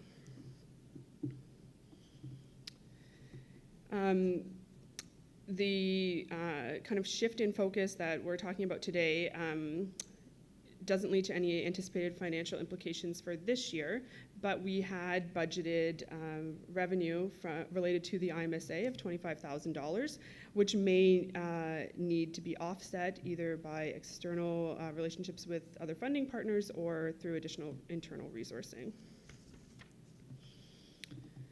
The alternative to updating the terms of reference for Diversity Kings County is that council could choose to leave them just as they are. Implementation around this work is that staff will continue to consider feedback that has already been collected from the current committee and our mandates expressed through the strategy for belonging. Draft terms of reference will be returned to Diversity Kings County for review, and then we'll come back to you folks to present draft terms of reference for your consideration. And like I mentioned, engagement's actually underway at our most recent Diversity Kings County meeting, which it's the first Monday of the month, whatever that day was, of November. We already had a pretty extensive conversation around this. So the recommendation is that Committee of the Whole recommend to that Municipal Council instruct the CIO to bring forward amended terms of reference for the Diversity Committee. Thank you very much, Brittany. Any questions of the presentation or the presenter this morning? I don't. Oh, Councillor Armstrong, go ahead. Does are Diversity Kings currently have members from the towns on them, and they've chosen to remove themselves, or? So through you, Deputy Mayor, to Councillor Armstrong, there are elected representatives in some instances from the towns, and in some instances there's a town who opted to send unelected representation. But that will stop. Is that basically what So, we're saying? I don't know that I can necessarily answer that, because there is a willingness, certainly of the committee and through the Strategy for Belonging, to review what authentic representation looks like at that committee. So is it necessary that there's elective representatives? Perhaps. Should it perhaps be unelected folks? Maybe. So that's kind of the work that needs to be done through updating the terms of reference. Because currently, the terms of reference were last approved by council before the implementation of the Strategy for Belonging. So they're currently offside with it. They need to be updated, period, and we had hoped to do that through terms of reference related to an IMSA. That's no longer going to happen, so we're looking for kind of direction to do Okay, thank you. Thank you, Councillor. Mayor Matart. So thank you for your presentation. So for clarification, tell me if my understanding is correct. The current makeup of our diversity committee includes elected representatives, or at least from one town, if not more. Is that correct? Through you, Deputy, to the Mayor, that is correct. 2 towns have elected representation, and 1 town does not. Yes. And with regard to the Intermunicipal Services Agreement that we invited those towns to join with us on, and their decisions, respectively, not to engage and contribute funding to the project, that doesn't, that likely would lead then to us not requesting from those other municipalities that they appoint someone to the committee, but it would not exclude someone who happens to be a councillor from taking the personal decision to volunteer their services to the committee. Is that correct? Through you, Deputy Mayor, to the Mayor, I think that's fair to say that it wouldn't necessarily preclude them. A draft doesn't currently exist, so I can't answer in the affirmative technically either way, but all options are, I think, on the table to be explored. Some of the conversation internal to the Diversity Committee has been that there is, whether it's perceived or actual, a barrier to bringing the work back when you are unelected. So, you know, is that something to be addressed? Probably.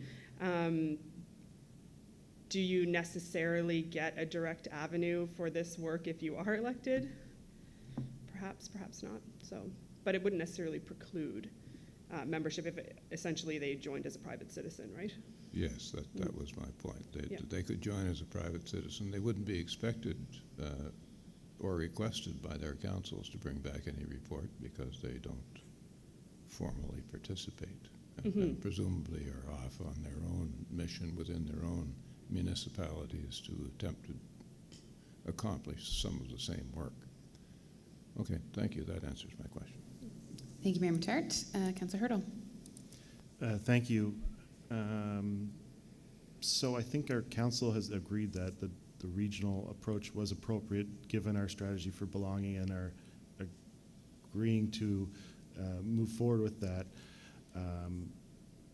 But with the towns opting to not join into the IMSA, did they provide specific reasons why they did not want to and what their intentions are going forward otherwise? And did they indicate if they agreed with a regional model for approaching the diversity committee and strategy for belonging, or were they left did they leave us hanging on what their intentions are? Through you, Deputy Mayor, to Councillor Hurdle, I'm not sure I want to comment on the rationale that other councils, or even our own, I suppose, have put towards their decision making, and I'm not sure if we received any rationale through official communications, but their meetings are matters of public record, and folks could go check it out. Okay, so thank you. You're welcome. Thank you. Thank you, Councillor Hurdle. Any other discussion on this particular piece? I have no further questions. The recommendation is that Committee of the Whole recommend Municipal Council instruct the CIO to bring forward amended terms of reference for Diversity Kings County. Do I have a mover of that motion? Moved by Councillor Harding, seconded by Councillor Allen. Any discussion on the motion? Seeing none, all in favor, please signify now or otherwise.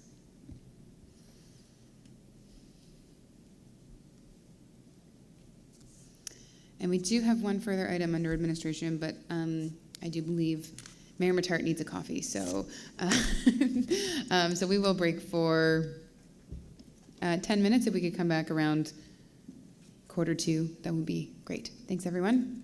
See you in 10.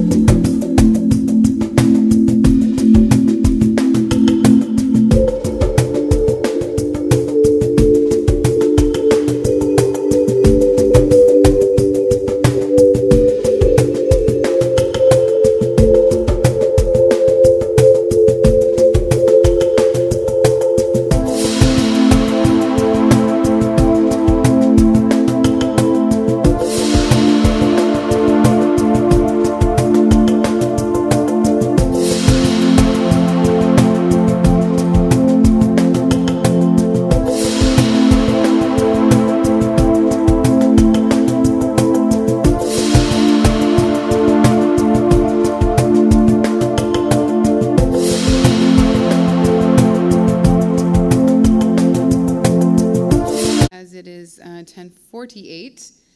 And note that we are on item 7D, replacement of the Valley Regional Enterprise Network Intermunicipal Services Agreement, usually known as the Valley REN.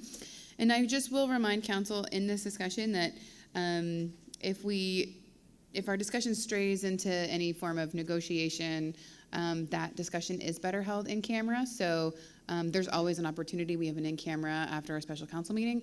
If you have comments of that nature, we can discuss them today. It'll just have to be in camera if it's regarding negotiation, contract numbers, that type of thing. So with that being said, I'll turn it over to you, Scott Conrad. Go ahead. Good morning. Thank you. So the intent of this presentation, as you can see on the screen, is to consider recommendations related to a replacement intermunicipal services agreement that's associated, as the Deputy Mayor indicated, with the Valley Regional Enterprise Network, or VREN. So IMSAs, the short form of intermunicipal service agreements, the authority for those are found within Section 60 of the Municipal Government Act. So if you were to go to Section 60, it can tell you the purpose of an intermunicipal service agreement, which is basically something that a municipality or someone defined as a municipal unit, because it can be beyond just a quote-unquote municipality, can do under the law, and who they can partner with to do that. So typically other government departments, villages, municipal units, or First Nations. Recommendations that you're seeing here this morning were garnered through the work of an intermunicipal services working group, which followed an execution of a memorandum of understanding on March 18th, 2021. So there was a list of work items that were assigned to the committee, and this is one example of those tasks. So there are three basic components in this rework of the IMSA. One relates to financial stability, the second one relates to party participation, and the third one is role clarification. So I'm going to try to do the presentation on those three cogs. So, Councillor Armstrong, I tried to be really large font this morning, but it's obviously not working here. My apologies. But in this table deals with the REN roles and responsibilities. So across the top axis, you'll see the Board of Directors. So the first gray column would be the responsibilities that would fall under the board, the responsibilities that fall under the CEO of the Valley REN, responsibilities that would fall under the Liaison and Oversight Committee, and responsibilities that would belong to the parties. So down the, I guess that would be the y-axis, the first column, you would see the contribution agreement.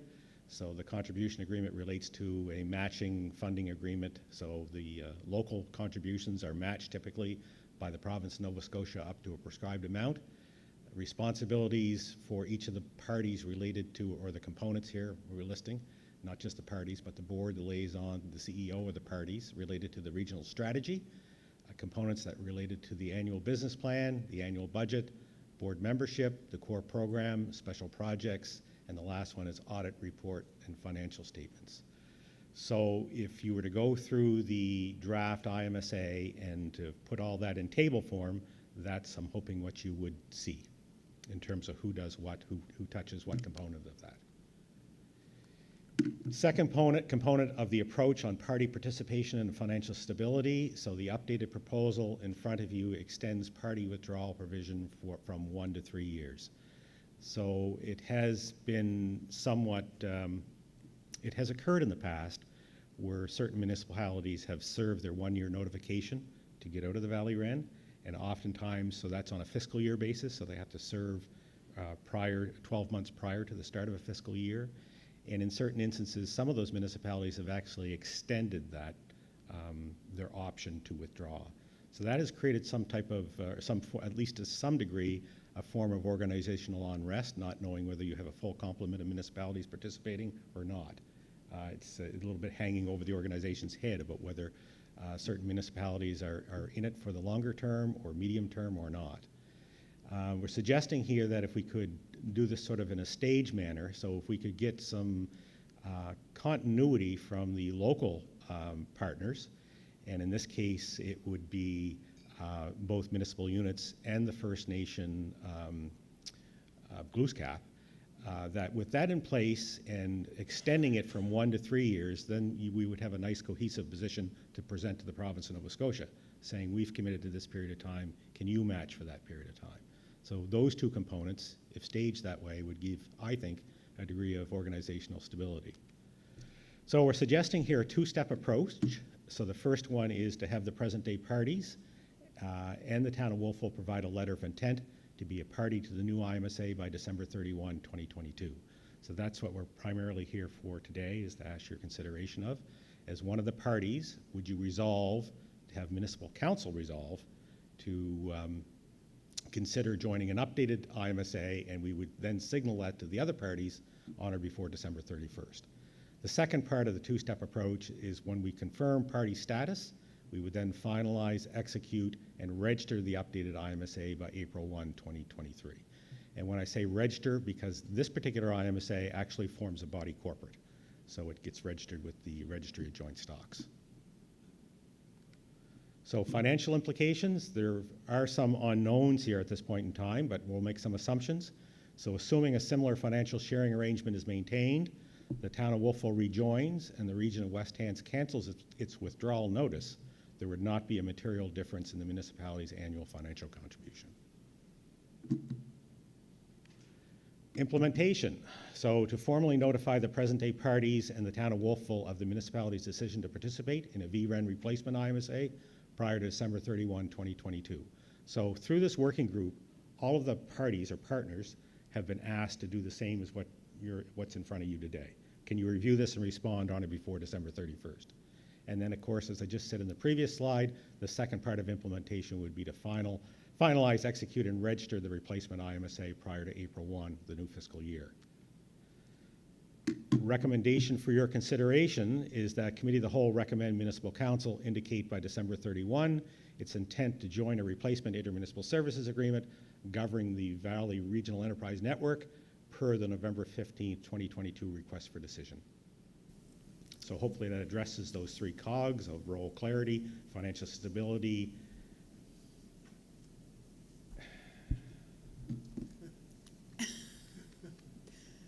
and if those are only in black. Party participation. Role clarification and party participation, yes. Okay, thank you, Mr. CAO. Councilor Armstrong, go ahead. I have a lot of questions. A lot of questions. And some of them may be, and you can just, give me the high sign if some of these should be discussed in camera. The first one is the estimated party contributions. Is the province not a partner in this? I thought that I had heard at some point that province of Nova Scotia matches funds. They do. I'm not backing up here. But it's not in your table. Joanna, can we back up here? Something is, so to answer your question without the aid of a slide here, the province is not a signatory to the Intermunicipal Service Agreement. So they enter into a contribution agreement with the organization itself. But we don't have that yet. Well, we have one that's been rolling over from year to year.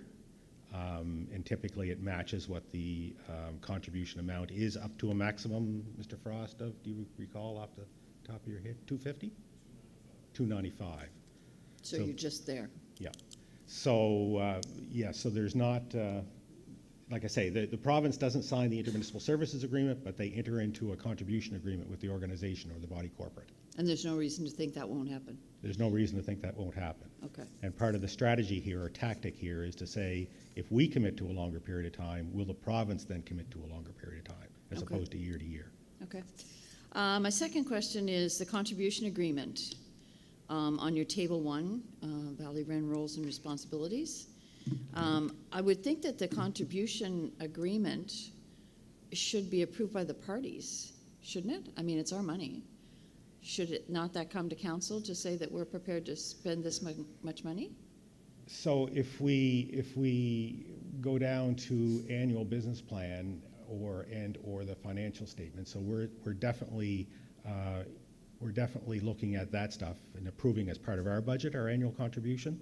But the suggestion here was that that contribution agreement is actually between the organization, and that, because it's a body corporate, it's really something that we would have, it's not really a party responsibility, it's a responsibility of the board of directors. But it's our money. Half of it would be our money. The other half is the half that's in the contribution agreement is the amount being provided by the province. So I would argue it's the province's money. The fiduciary responsibility to the Valley Wren is with the board of directors, with the corporate body. Okay. All right, let's carry on. So the liaison and oversight committee in this particular instance, in this formation of this IMSA, is basically the same as what's in the IMSA for King's Transit and Valley Waste, and that is the wardens and mayors and a representative from Blue Scout. Is that correct? I wouldn't say it's the same as the IMSA interim with King's Transit. So that board actually has direct governance responsibilities for the operations. Like, for example, the CEO of those or general managers report to that board. The liaison and oversight does not have that type of responsibility. The board of directors has that responsibility.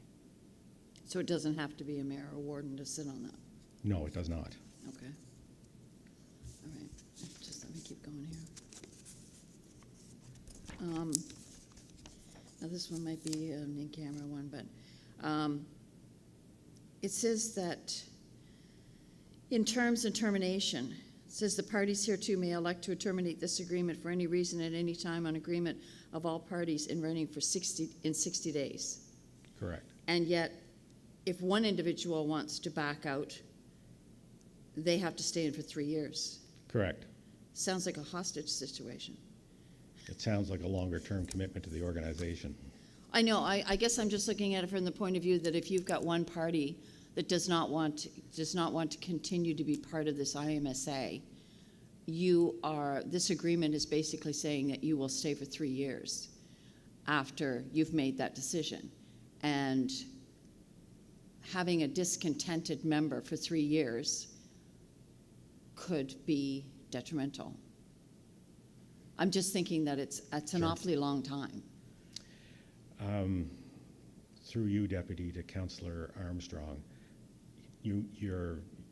I think a counter to your 2 points is that it's somewhat perhaps it's a self-prophecy to have unrest and to have the organization then be so worried about how do we get people on board, how do we maintain that level of funding, which takes the focus off the doing, and then the perpetual circle. So then people aren't happy with the doing because people are chasing parties to join or trying to convince them to join.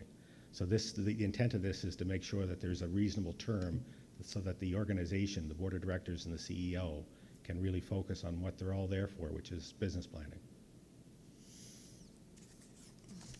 Agree to disagree. And the last one that I have is in dispute resolution. The first line says, in the event of a budget dispute, it shall be incumbent upon the party disputing the budget to present an alternative budget. I've been in a situation where we've had a board where a member has brought in an alternate budget, and it was not a pleasant situation. And so I'm wondering why you would put that in there rather than just have a budget passed by a majority vote. I mean, if you've got 7 partners and 6 of them agree with the budget that's there, why would you send that 7th one away to come back with an alternative budget rather than just go with the majority vote? Through you, Deputy, to Councillor Armstrong, that yes, no, I'm just thinking about whether this is something I'm going to suggest we deal with in private session or in public session. I would say in public session, part of the intent of that first sentence is to not just have parties say, for some other extraneous reason, as a bit of a pivot that I don't agree with the budget, that it then places some onus on them to come back with an alternative budget. Okay. But I could add to that in private session. Yeah, I think perhaps we will. Add that. I think Thank you. it's a good idea. to have it as part of our in-camera session after special council, which looks like to be this afternoon, based on the time. So any other questions for the CAO on his request for decision? Mayor Matart, go ahead. Thanks for your presentation. I just need correction if I'm misunderstanding. Is you're saying that under the current regime regarding notice of one municipality to remove themselves from the partnership, if we can call it a partnership for now, under that scenario, for example, if Kings were to remove itself, Kings is by far the largest contributor, other than the provincial government, to the funds. If we were to remove ourselves on 1 year's notice, then the whole organization would collapse because the province would stop matching our funds, and our majority of the funds would disappear, and there'd be no money to carry on staff. Am I correct in that statement? I think that's, through you, Deputy, I think that's a fair assessment, yes. And so by increasing the notice period to 3 years, then there's some certainty within the employees of the particular organization that they have a job at least for 3 years, and they wouldn't be out on the street with the uncertainty of somebody saying, well, we're giving our notice. We might withdraw our notice at the end of the year, but we're giving our notice that we're out in a year just to be safe. Then that seems to put every employee in a very tenuous position. Is that the reasoning behind this?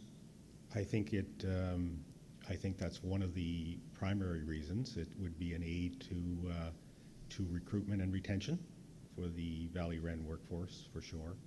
It also would give the municipal partners, as you allude, we are the largest financial contributor, so it would give us some continuity as well with our own tax rates, to know that it wasn't going to be adjusted annually because of these notices of withdrawal. And just my last point of clarification on the provision that says one partner can get out on 60 days notice. That's only if all of the rest of the partners agree to let that partner leave. Is that correct? Correct, and then there's provisions in there where the withdrawing party would still be responsible for their share of the cost for the term that they signed. Yes, but nevertheless, they couldn't get out.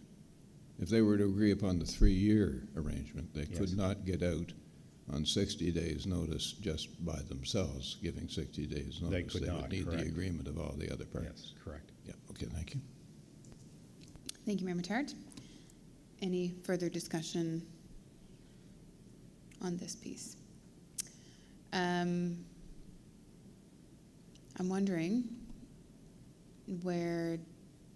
I think we can do this recommendation to committee of the whole, and then it has to go to council anyway, so after our in-camera discussion, there may be a different outcome on the motion, if council's comfortable with that, based on the discussion now, and then, of course, there's the opportunity when we wrap up our in-camera session at the special council to come out of session and consider this recommendation from committee of the whole, or even consider it at our next council meeting. So are folks comfortable with this, moving ahead with this recommended motion?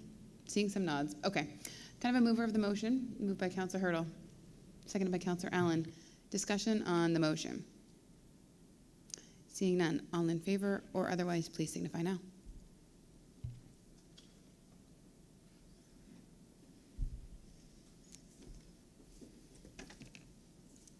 Thank you, Mr. CAO.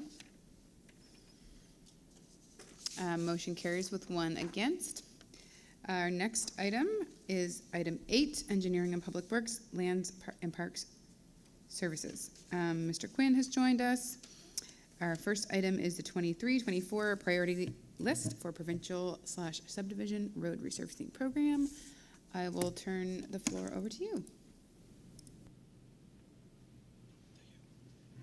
Thank you, through you to council. So the So the first of my two presentations is to discuss our J-Class road priority list for 2023. So this is to gain council approval of the list of roads to recommend to Nova Scotia Department of Public Works for resurfacing under the cost sharing agreement for next year.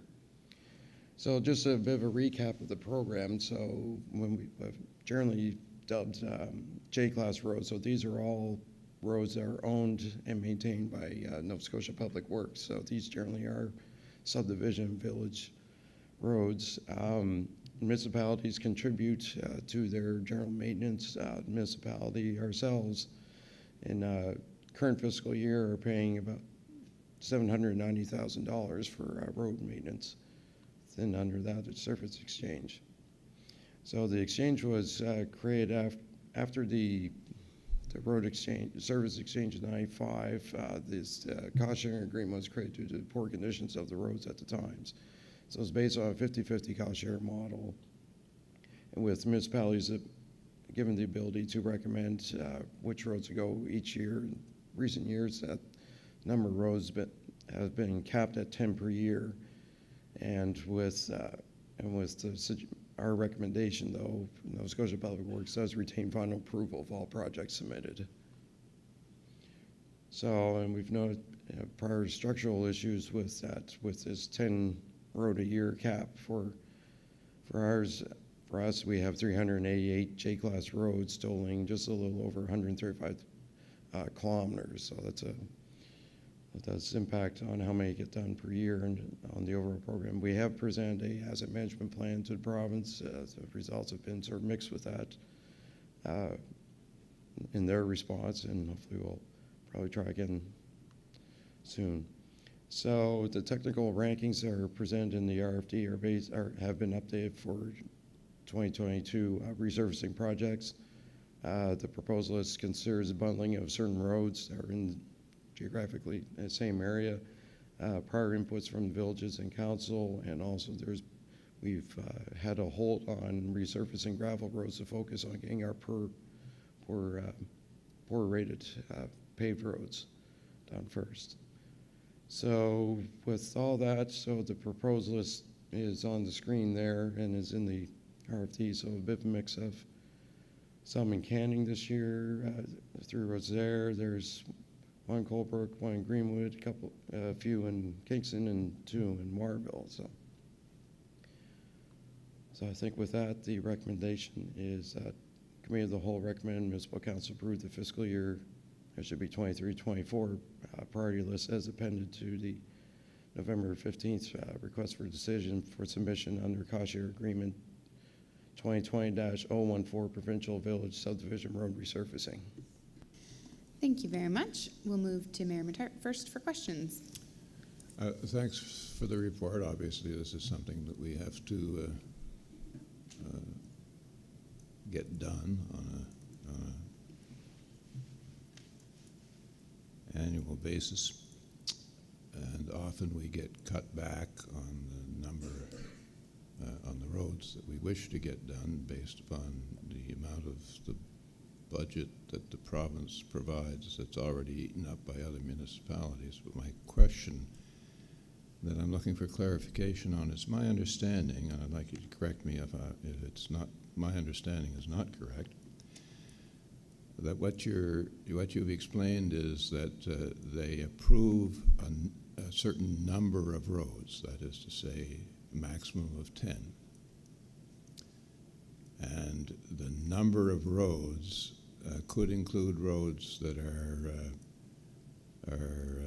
2 kilometers long or 500 feet long, so that it's not the number of kilometers of road that they're prepared to approve, it's just the number of roads. Is that correct?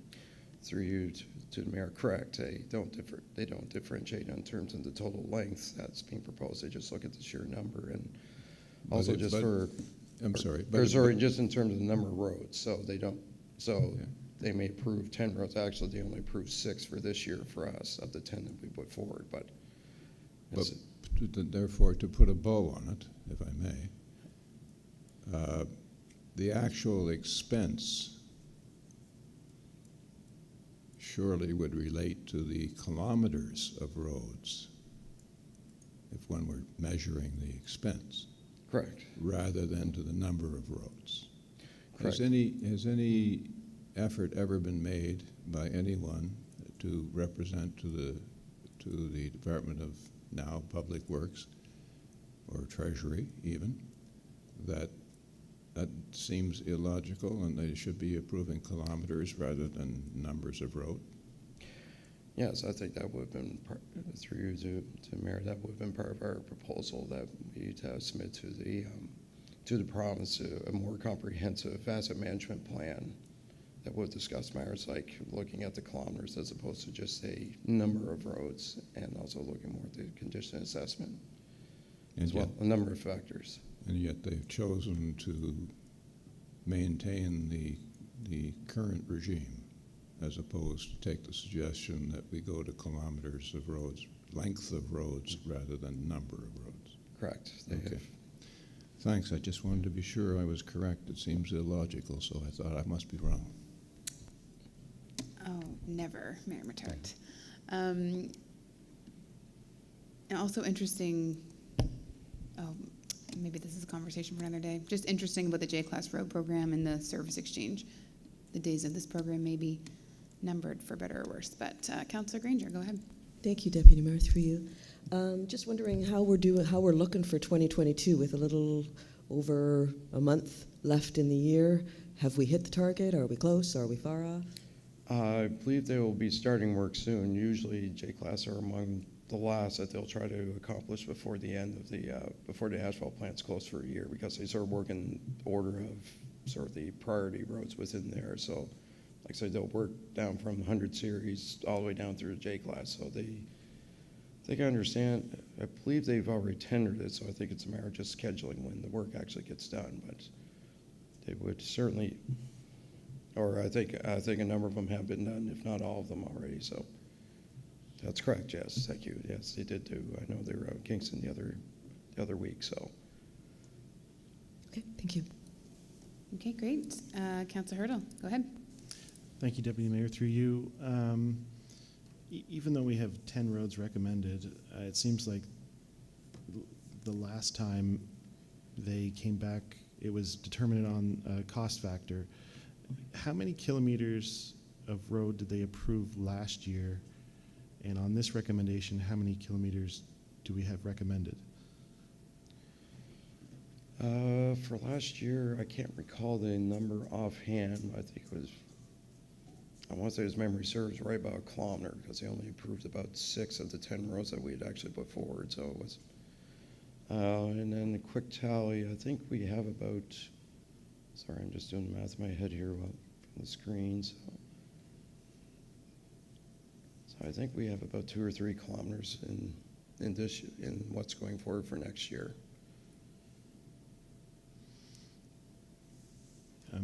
I'm easily seeing, I'm easily seeing that. So if they stick consistent with last year, we're putting 10 forward, although how many they come back with is determined on Nova Scotia Department of Public Works.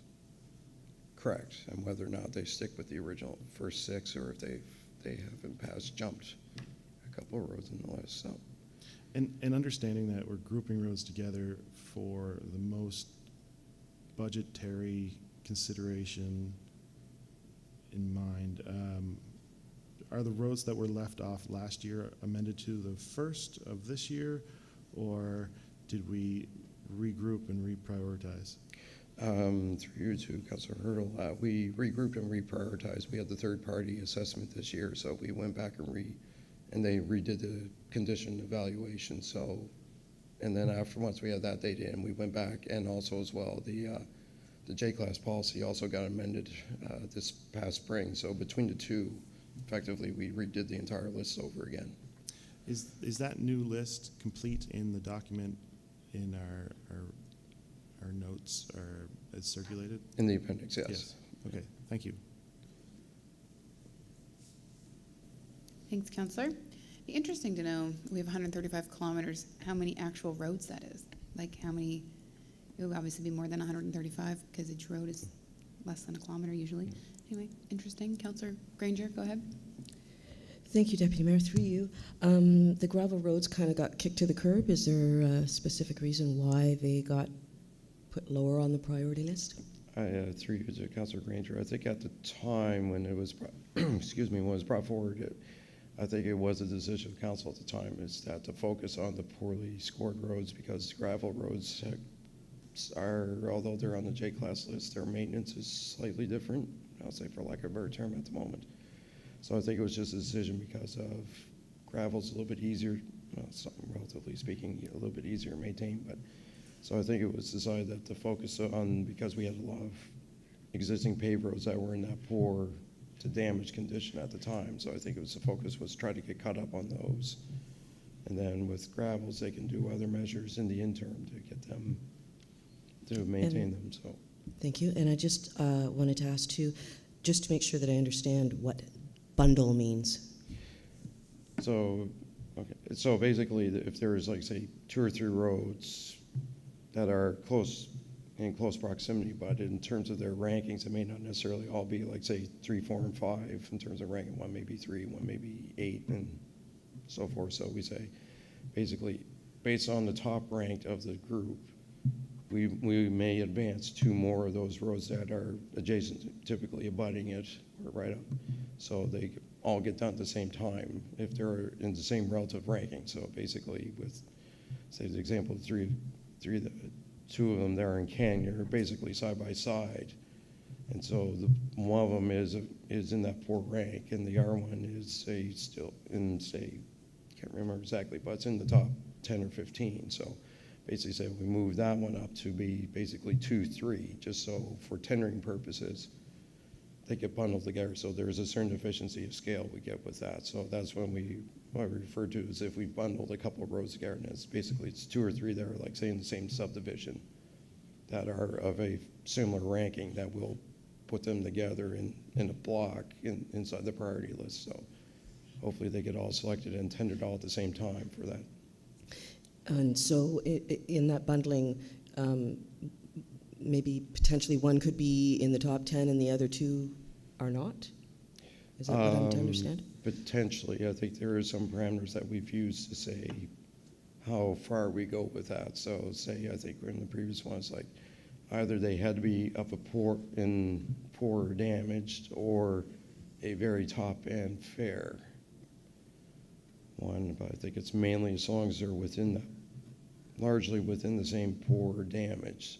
That's generally the ones we focus on bundling together, because then you've got 2 or 3 roads that are, ranked poor at the time. So it's not like, say, we aren't going to drop all the way down to say something that's good, or like the far end or a far end fair that's actually in decent shape. We're not going to pull something like that all the way up and leapfrog. It's just mainly try to keep within that poor band. Okay, thank you. Thank you, Councillor Granger. Councillor Hurdle. Thank you, Deputy Mayor. Through you, looking at the new assessment and comparing it to the prior assessment, how many new or additions to the damaged and poor qualifier have we added? Because it looks like we've added a fair number, but do you know that number offhand? Through Councillor Hurl, I don't know the exact number offhand, but yes, I saw the same trend that we did have a number of roads drop out of fair into that poor category this year. So, and I say we because we make the list, or we receive the list, but these are provincial roads. So it looks like it's almost doubled in poor and damaged. Yeah, we had a fair number of ones that were in that sort of borderline fair in the last couple of years. So based on the data, it certainly looks like in some respects, what we sort of expected, that a couple more years of wear and tear, and that they've now dropped into the poor category now. So, thank you. Thank you, Councillor Hurdle. And in just doing some quick math, it looks like we have over 400 J-class roads. Out of that 135 kilometers makes up over 400 roads. So maybe if the province insists on talking about number of roads, we should too. I have no more questions. If there are none, then I will look for a move for the motion. Moved by Mayor Matard, seconded by Mayor Armstrong. Councillor Armstrong. Any discussion on the motion? Seeing none, all in favor or otherwise, please signify now.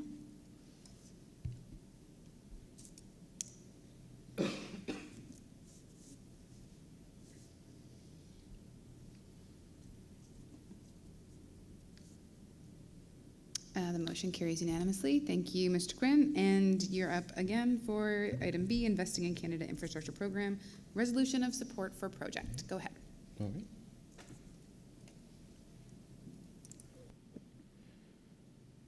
So this one's just seeking a resolution of council to support our application for Investing in Canada Infrastructure Program and also related supplementary budget for the application. So this is regarding the ongoing effort to green the municipal fleet. So this is looking at installing the electric vehicle charging stations to support the introduction of EV vehicles into our fleet in upcoming years. And also part of the scope of the work that's going on right now is to try to pair it where feasible with alternate energy sources, so say solar and an energy storage system. So if we can use green energy to power our vehicles, if not, at least have energy storage that we can go off peak hours and hopefully get both at the same time so we can generate the power through green systems and store the energy and put it back into the fleet. So the intent with all this is just to help reduce our greenhouse gas emission reductions by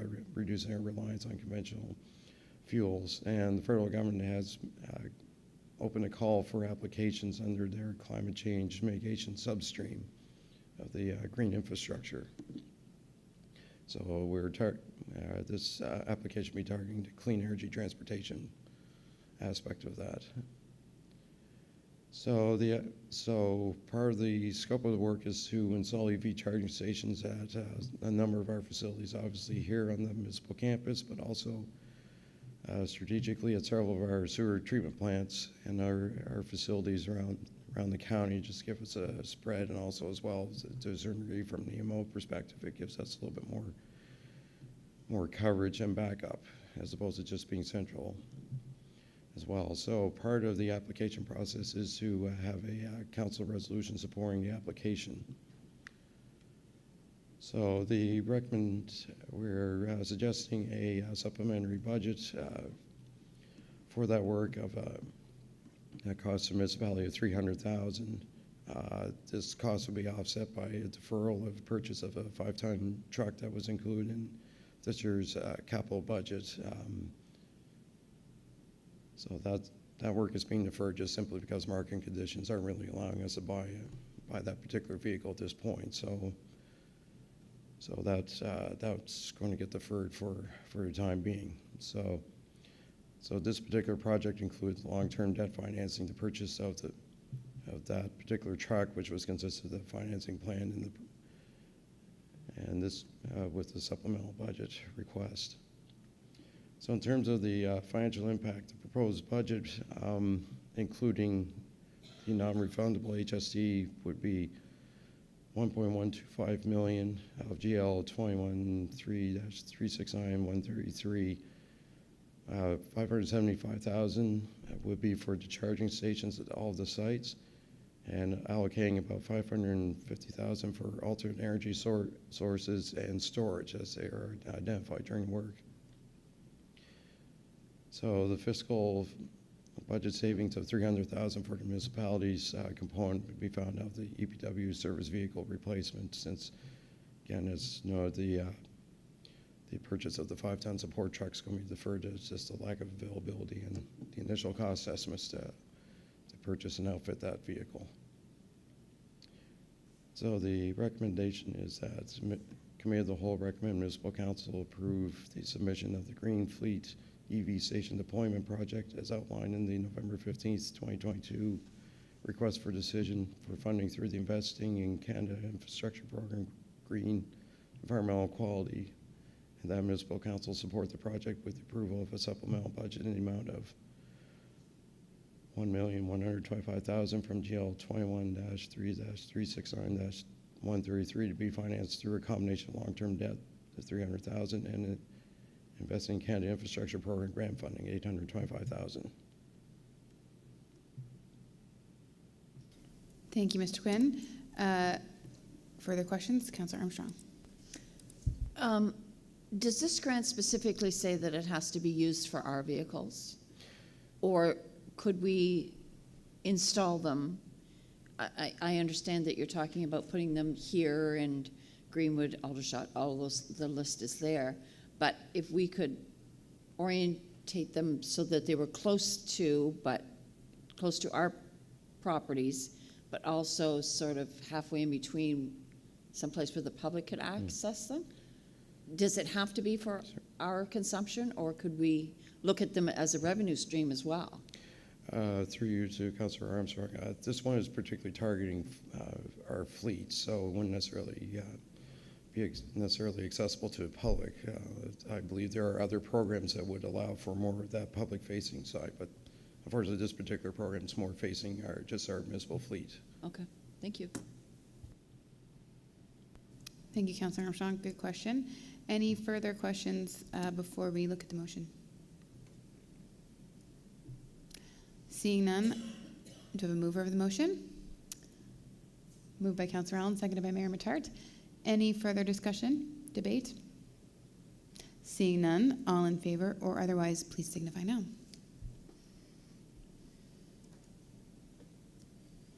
And thank you very much, Mr. Quinn, for your presentations this morning. Just waiting results. The motion carries unanimously. Thank you very much.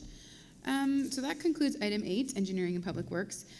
We do have some correspondence in front of us this morning.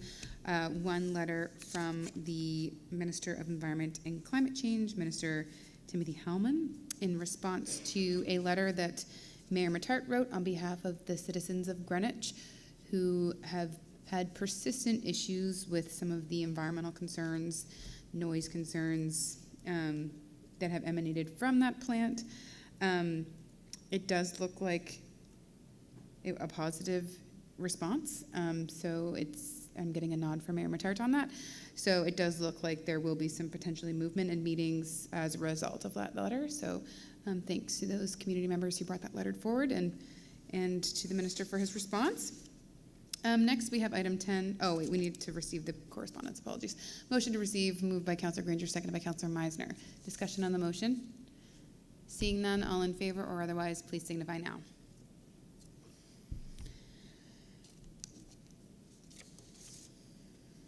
And next, we have our board and committee reports. Once we've nailed down our vote. Councillor Harding, did you intend to vote on that motion? Okay, all good. Motion carried unanimously. Thank you. Item 10, board and committee reports. We have the Regional Emergency Management Advisory Committee. This is submitted by our REMO coordinator, Dan Stovall. So he's included quite a lengthy and detailed presentation for our consideration. Any other committees of council reports to come before Committee of the Whole this morning? Councillor Meisner, go ahead. Yes, I just wanted to let everyone know that I did send reports for Diversity Committee as well as JAC, Joint Accessibility Advisory Committee. I was not able to get them in before the agenda was sent, but I have sent them to everyone in your email. So if you do have any questions, feel free to ask me and I'm happy to answer. Great, thank you. And I think we can probably have those included as part of the agenda package after the meeting as well. So thank you for that, Councillor Meisner. Any other external board and committee reports?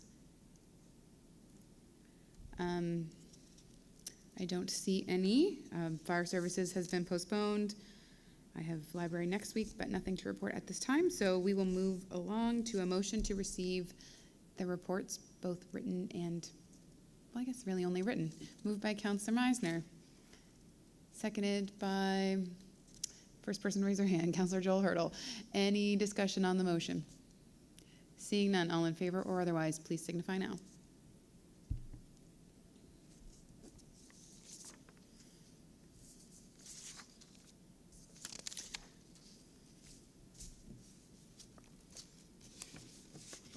Motion carried unanimously. Thank you very much. Is there any other business to come before Committee of the Whole this morning? Councillor Granger. Thank you, Deputy Mayor. As most of you are aware, you were at the NSFM, the Nova Scotia Federation of Municipalities Conference last week, or the week before, sorry. And Councillor Killam and I were able to chit-chat with the members regarding aerial spraying. So at this time, I kind of wanted to bring that back around to this table and request a letter, maybe from the mayor and council themselves, but coming from the mayor, to go to the Rural Caucus in the spring to bring this back into their spotlight. The mayor knows how to write some letters, so I would leave it to his discretion on what he sees fit. We can also sit together and go through it, but I wanted to ask council if they would agree to ask the mayor to write a letter regarding the aerial spraying for the Rural Caucus to be presented at their spring meeting. I'm not sure if that's the right way to do it, but I gave it a shot. Thanks, Councillor. Well, Mayor Mattart put his light on, so I'll go to him first to see what his thoughts are on the matter. Go ahead, Mayor. Yeah, so I understand it to be, for clarification, I understand it to be a request that this council direct me to write a letter to NSFM containing similar information, or even attaching a copy of the letter that we had sent to the minister, but asking that that item be put on the agenda as a resolution, or the second layer, if it can't make the resolution status, an item of concern of the Nova Scotia Federation of Municipalities that to be presented at its next session. Am I understanding that correctly? Okay, so as that would be a recommendation from Committee of the Whole to Council, I don't know if our wonderful clerks over there have had a chance to draft anything up as a recommendation from Committee of the Whole to consider at Council, or what we could do is give them a moment to have it clarified, and then we could just do it at Special Council, and that way we'll have time to draft the motion properly, if that's okay with folks. And in general, these things generally require like a notice to get on the agenda. However, as we've had this conversation in the past, and many of us were there for your presentation at Rural Caucus, I don't see an issue in having the discussion today. So yeah, we will accept that, maybe defer it without any formality to the Special Council agenda, and we'll just make sure it gets added when we approve that agenda in a couple minutes, if that's okay. All right. Thank you. Okay, that gives staff some time, us some time, and thank you. Perfect. So with that, our other business is therefore concluded unless anything else comes from the floor. We have no public among us. Well, they're out in the lobby looking very cute, but oh, we do have one more. Mayor Mattart. Just on a matter of procedure, if we're going, I'm not sure whether there's a resolution anticipated as a result of whatever discussions we might have under the items scheduled for the in-camera. If a resolution is expected to come out of that, then we probably should not adjourn this meeting, but rather we shouldn't wrap up this meeting, but rather simply adjourn to an in-camera, and then we can deal with the in-camera. But if no resolutions are anticipated to come out of the in-camera, then we can adjourn this meeting. So we don't have an in-camera for the Committee of the Whole. The in-camera is only scheduled for the Special Council. For the special, yes, okay, thank you. Corrected properly. Oh, no, that's okay. That's good clarification to make. So we do anticipate there will be motions coming out of the in-camera at the next meeting. So thank you for bringing that up. Okay, any comment? We have no comments from the public. So I will, I think, look for a motion to adjourn, and then we'll move into Special Council right afterwards. So can I have a motion to adjourn the meeting of Committee of the Whole? Moved by Councillor Meisner, seconded by Councillor Granger. Discussion on the motion to adjourn. All in favor or otherwise, please signify in the usual fashion.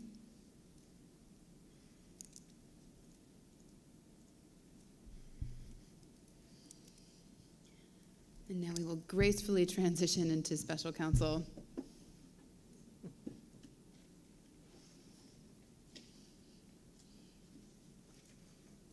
And the motion to adjourn carries. Thank you, council. Do you need a moment, or are we good to go? We're good, okay. Welcome to the November 15th, 2022 special municipal council meeting, which has followed a morning session of Committee of the Whole. We'll begin this morning by taking roll call. For those not in attendance this morning, you'll note we have 2 absences, which we will have a motion to excuse once we've all officially logged our presence here this morning. And the 2 councillors that are absent are Councillor Killam and Councillor Windsor, both due to illness. So, Councillor Hurdle is present in his voting negative. Thank you, Councillor Hurdle, for letting us know. So I would look for a motion to excuse our dear friends Councillor Killam and Councillor Windsor, moved by Councillor Harding, seconded by Mayor Matart. Any discussion on the motion? Seeing none, all in favor or otherwise, please signify now.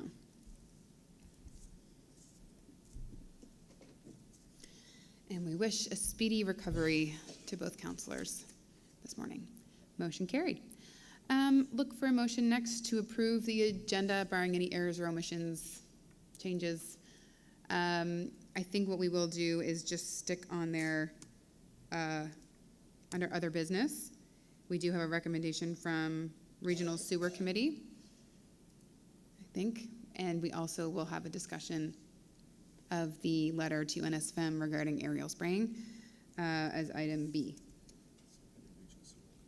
Oh, we're going to do regional sewer in closed session. So we will just have 5A, letter to NSFM regarding aerial spraying, if folks are amenable to that. Okay, so a motion to approve the agenda as amended. Did I get a mover and seconder already? No. Can I have someone to move that motion? Moved by Councillor Granger, seconded by Councillor Harding. Very rarely do we ever amend the agenda. Any discussion on the amended agenda? Seeing none, all in favor or otherwise, please signify now.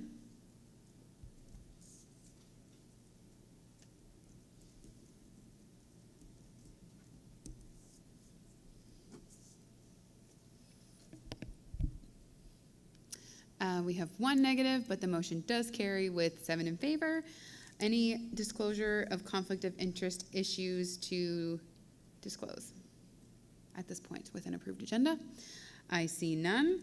So we will move to item 4, Committee of the Whole recommendations from November 15th, which is today, that we just discussed this morning. So our first item is item A, amendments to policy FIN 05-018, community grants.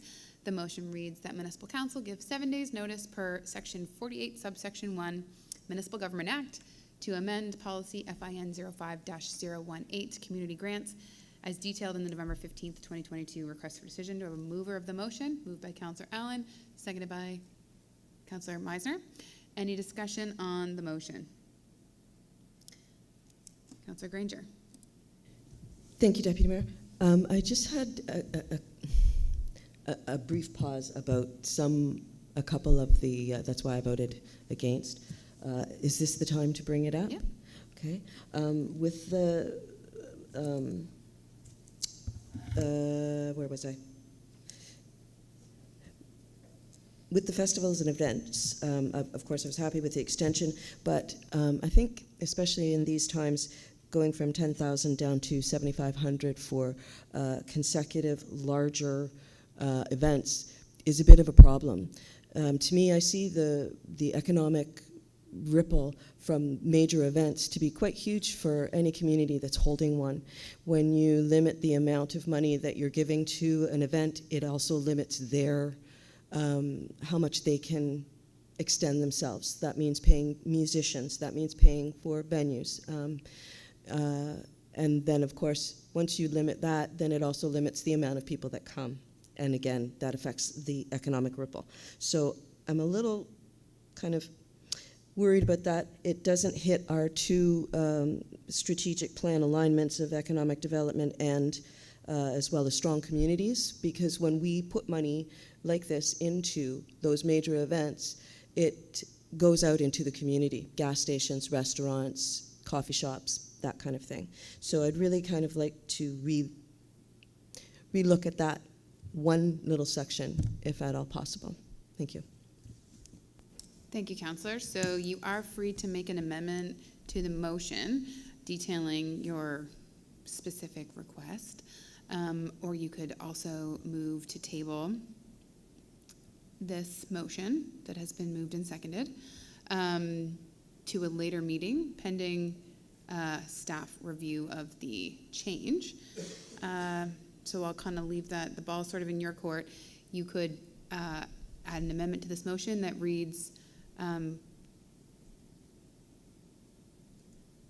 with the exception of the change of 10,000 to 7,500 in the special events and festival category, or whatever the proper wording is. I don't think I got it quite right, but you can make that amendment for council to consider in this forum, or you could request council delay the decision on the grants policy to the December council meeting and request staff review of the special events. I think that's what I would like to do, request. I liked your latter one rather than the first one. Okay, so a motion to refer to staff. I'm going to look over here at Mayor Matart. Motion to refer the policy back to staff for consideration of the special events and festival amount. Well said. Okay. Thank you. So that is, Mayor Matart, I'm just going to look for a little clarification. Would I have to take this motion off the floor and then get a new motion to refer this motion? Or can I do that as sort of like can I do that at this point? No, you don't have to take it off the floor. The motion to refer effectively takes it off the floor. Perfect, thank you. Just making sure we're on side. Councillor Hurdle? Oh, you're going to second it. Okay. Perfect. That does require a seconder. So we have a motion to refer the policy FIN 05-018 community grants back to staff to consider amending the special and events policy limit from 7,500 to 10,000. Okay. The amendment has been moved and seconded. Deputy CAO Frost, would you like to comment at this point? Thank you, Deputy Mayor. I would just say if that's the only point that council would like to consider, I mean, ideally it would be best to amend if that's the only, because otherwise it's just going to come back to staff. We've made the recommendation. If council wants a different recommendation, then put that forward and proceed. Otherwise, there is sometimes concerns with grants because we have to amend all the applications and all that type of thing as well. Absolutely. That is very helpful feedback. So what I will do then is call the motion to refer out of order and request, Councillor, that you amend the main motion by including that within the main motion. So adding to the end of it with the exception of or amending the limit of the special events grant category from 7,500 to 10,000. That's what the amendment-ish would read. So would you still like to move that amendment, Councillor Granger? Yes, I would. Okay, and Councillor Hurdle, would you like to second it? I'm just letting, it's not on the screen quite yet. So we'll just give staff a minute to pivot.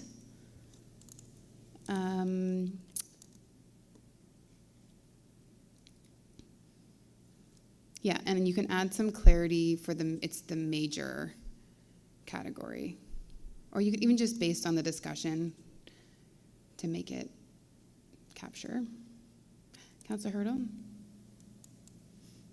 I'm agreeing with Councillor Granger on this. We are limiting the funding while inflation's running rampant.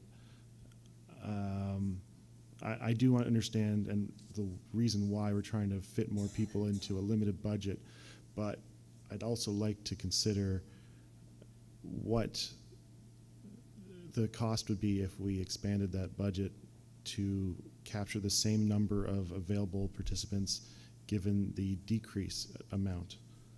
So that's the reason why I'm supporting this and interested to see what the budgetary considerations would be. Thank you.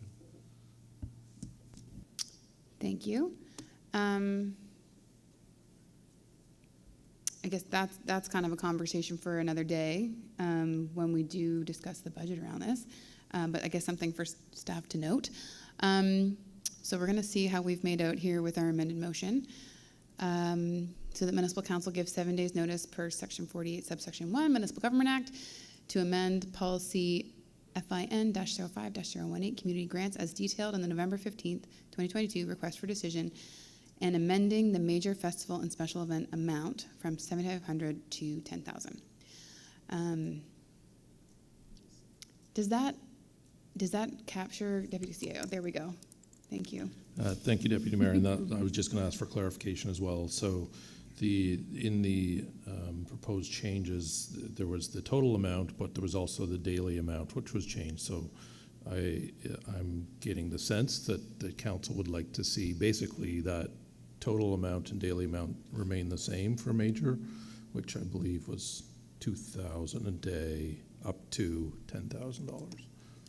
Yeah, so the alternatives were, $1,500 a day up to $7,500 or $2,000 a day up to $10,000. So, Councillor Granger, you're, okay, that's what you're intending? Yes. Okay.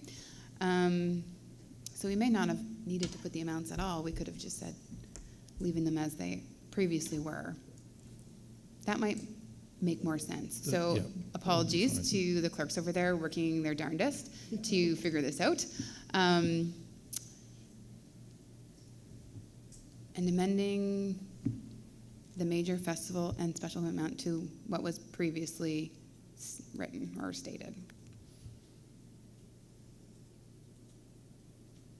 Perfect. Okay.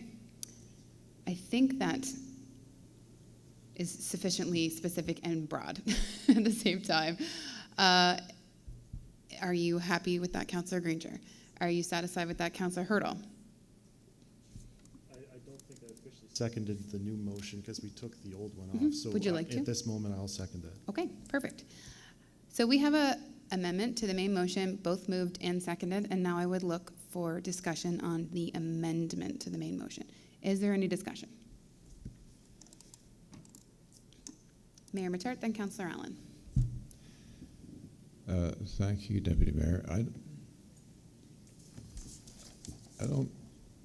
I'm a bit in the middle of the seesaw on this because if I understand the presentation correctly, and I understand this motion correctly, the presentation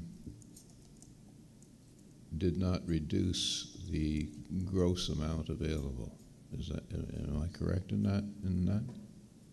It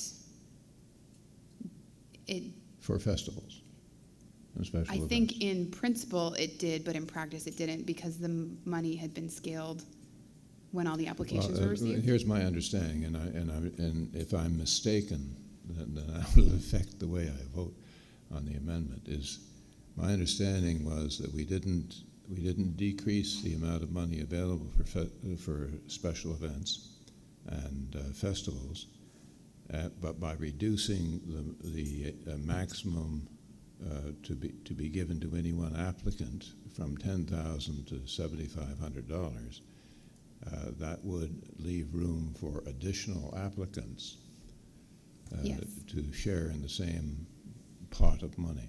The money hasn't changed, the distribution will. And that the $7,500 recommendation was based upon historical experience from the previous 12 months. That is, none of the requests from any of those organizations came in at over $7,500. You are correct. Okay. Thank you. Thank you. Councillor Allen? Thank you, Deputy Mayor. I'm in support of this motion because a number of these festivals and that we support, inject a lot of money back into our economy, and the one I think of top of my mind is the Apple Blossom Festival. And we need to support these to the fullest that we can because of the spin-off that we all benefit from it. So for that reason, I vote in favor. Thank you. Thank you, Councillor. Any further discussion on the amendment to the main motion? Okay, seeing none, I will just note that I won't be supporting the amendment because I think it's kind of six of one, half a dozen of the other, but in one situation, our ability to support more folks is restricted. So in the previous scenario where we had amended it to be $7,500 and $1,500, I think we were able to spread the money more equitably around, and that this will actually sort of channel the funding into less events. So I won't be supporting the amendment. However, I appreciate the spirit in which it was made. So seeing no other lights, I'll call the question. All in favor of the amended motion or otherwise, please, or the amendment, apologies, please vote now.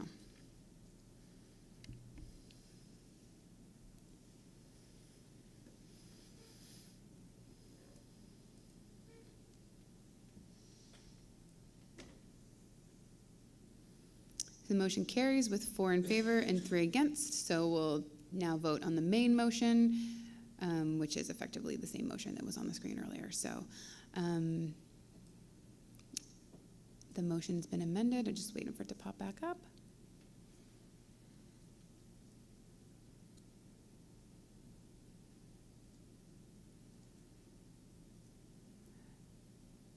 So I believe the main motion was moved and seconded.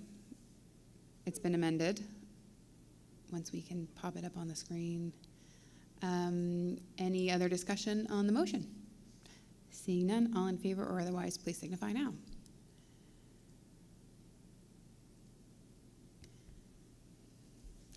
Thank you very much.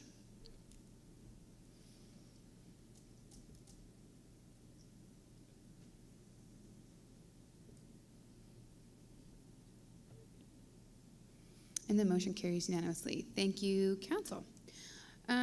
So that concludes item 4A. Looking at 4B, fiscal year 23-24 priority list for Provincial Subdivision Road Resurfacing Program. Just wait for the motion on the screen. The motion reads that Municipal Council approve the fiscal year 2022-2023 priority list as appended to the November 15th, 2022 request for decision for submission under Cost Share Agreement 2020-014 Provincial Village/Subdivision Road Resurfacing. Do I have a mover of the motion? Moved by Councillor Hurdle, seconded by Councillor Allen. Discussion on the motion. Seeing none, all in favor or otherwise, please signify now.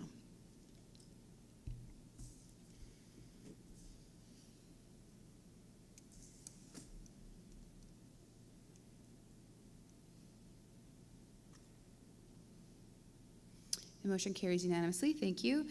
And item 4C, Investing in Canada Infrastructure Program, Resolution of Support for Project. So the motion reads that Committee of the Whole, that Municipal Council, so sorry, strike that first part. The motion reads that Municipal Council approve the submission of the Green Fleet EV Station Deployment Project as outlined in the November 15th, 2022 request for decision for funding through the Investing in Canada Infrastructure Program, Green-Environmental Quality, and that Municipal Council support the project with the approved supplemental budget in the amount of $1,125,000 from GL number 21-3-369-133 to be financed through a combination of long-term debt, $300,000, and Investing in Canada Infrastructure Program grant funding of $825,000. Mover of the motion? Moved by Councillor Harding, seconded by Councillor Armstrong. Discussion on the motion. Councillor Hurdle. Thank you, Deputy Mayor. I support this motion, but in the future, I would like to see some sort of calculation of cost, dollars per ton saved in greenhouse gas emissions to make sure that we're most effectively spending our dollars to reduce greenhouse gas emissions in these sorts of projects. Thank you. Okay, thank you very much. Any other discussion on the motion? Seeing none, I'll call the question. All in favor or otherwise, please signify now.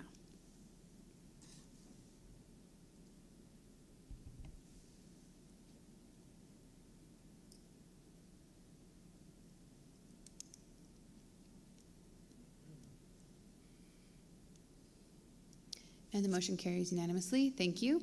That brings us to item 5A. I recognize that Joanna and Chloe have not had a lot of time since the first discussion on this issue, so it might be an appropriate time to break for lunch, and perhaps they can liaise with Councillor Granger about the intention of the motion she wishes to bring forward, and we can have this discussion after we've eaten.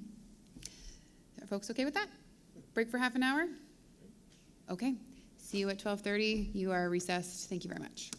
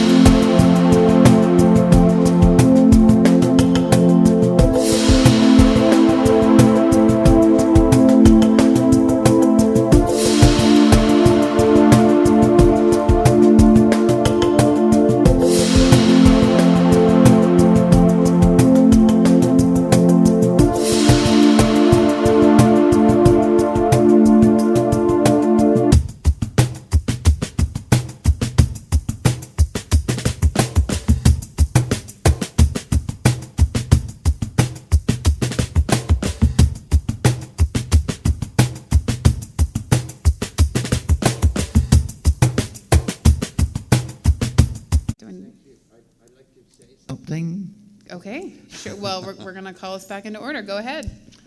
Thank you. This morning was the first time I've gotten to use our video system, first time I've been in a position to. I must say it is very professional, very excellent. It moves around. Pictures are excellent. Audio is perfect. Not a problem. We've done it right. Oh, thank you. That's wonderful news. Thanks for sharing, Councillor. Pardon? What about the subjects? Subjects did wonderful. Subjects to be determined on. Jury's still out on the subjects, but we appreciate we come through in high resolution. Thank you. So we are on item 5. We'll call our meeting back to order. Other business. Item A is a letter to the NSFM, the Nova Scotia Federation of Municipalities, regarding aerial spraying of herbicide on the North Mountain. That is being brought to us by Councillor Granger. Do we have a draft motion to put on the screen? We do. Do you want to read the motion into the record, Councillor Granger? Thank you, Deputy Mayor. That Municipal Council instruct the Mayor to write a letter to NSFM regarding aerial spraying and request that the item be added to the NSFM Spring Conference agenda. Perfect. Do we have a seconder for the motion? Seconded by Councillor Allen. Discussion. Councillor Hurdle. Given the wording of the motion, what is the letter about? I know what it is about, but the motion's not specific. Could be amended to read similar to the letter that was sent to the Minister of Environment. From the Mayor to Natural Resources and the Premier, then the response. And so at the NSFM conference that just passed, Councillor Killam read the letter from the Mayor, and I read the response from the Premier and the Minister of Environment. Okay, so we just added that bit of clarity. I think that's a friendly amendment. Any other discussion on the motion? Seeing none, all in favor or otherwise, please signify in the usual fashion.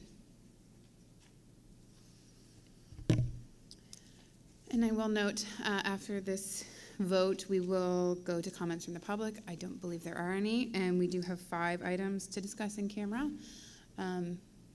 So it will not be a quick session, and we will be coming back into public session when we have concluded our in-camera session. So that motion carried unanimously with 1 councillor out of their seat and 8 in favor. With that, no comments from the public. I would look for a motion to go in camera. Moved by Mayor Matart, seconded by Councillor Allen. Discussion. Seeing none, all in favor or otherwise, please signify now.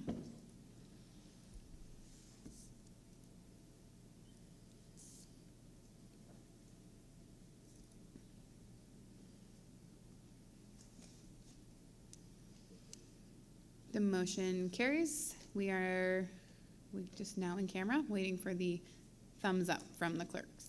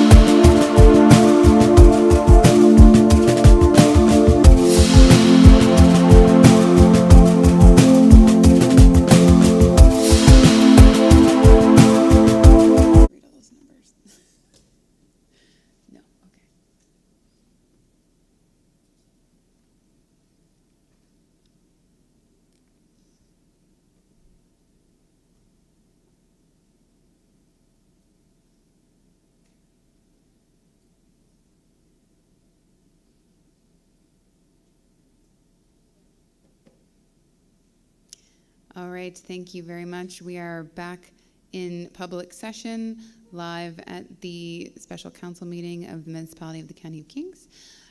We have completed our in-camera session and have one motion to make in public session, which reads that in accordance with the November 10th, 2022 request for decision, that subject to the approval by regional partners, municipal council, number 1, cancel tender number 22-19, Kings County Regional Force Main Replacement. 2, award contract number 2221, Regional Wastewater Treatment Plant Desludging and Aeration Equipment Installation to Gary Parker Excavation Limited for the total price of $3,562,410, including non-rebated HST. And 3, project funding, including contract 2221, Regional Wastewater Treatment Plant Desludging and Aeration Equipment Installation, be comprised as follows, at which point it references a chart with a total contract number and total project cost that can be included in the motion, which I will not read for you all today. Moved by Councillor Windsor, seconded by Mayor Matart. Any discussion on the motion? Seeing none, all in favor or otherwise, please signify now.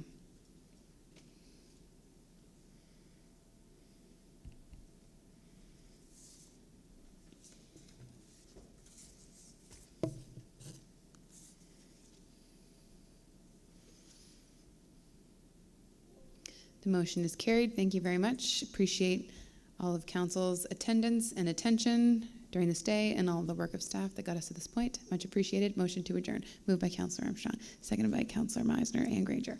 All in favor, please signify now.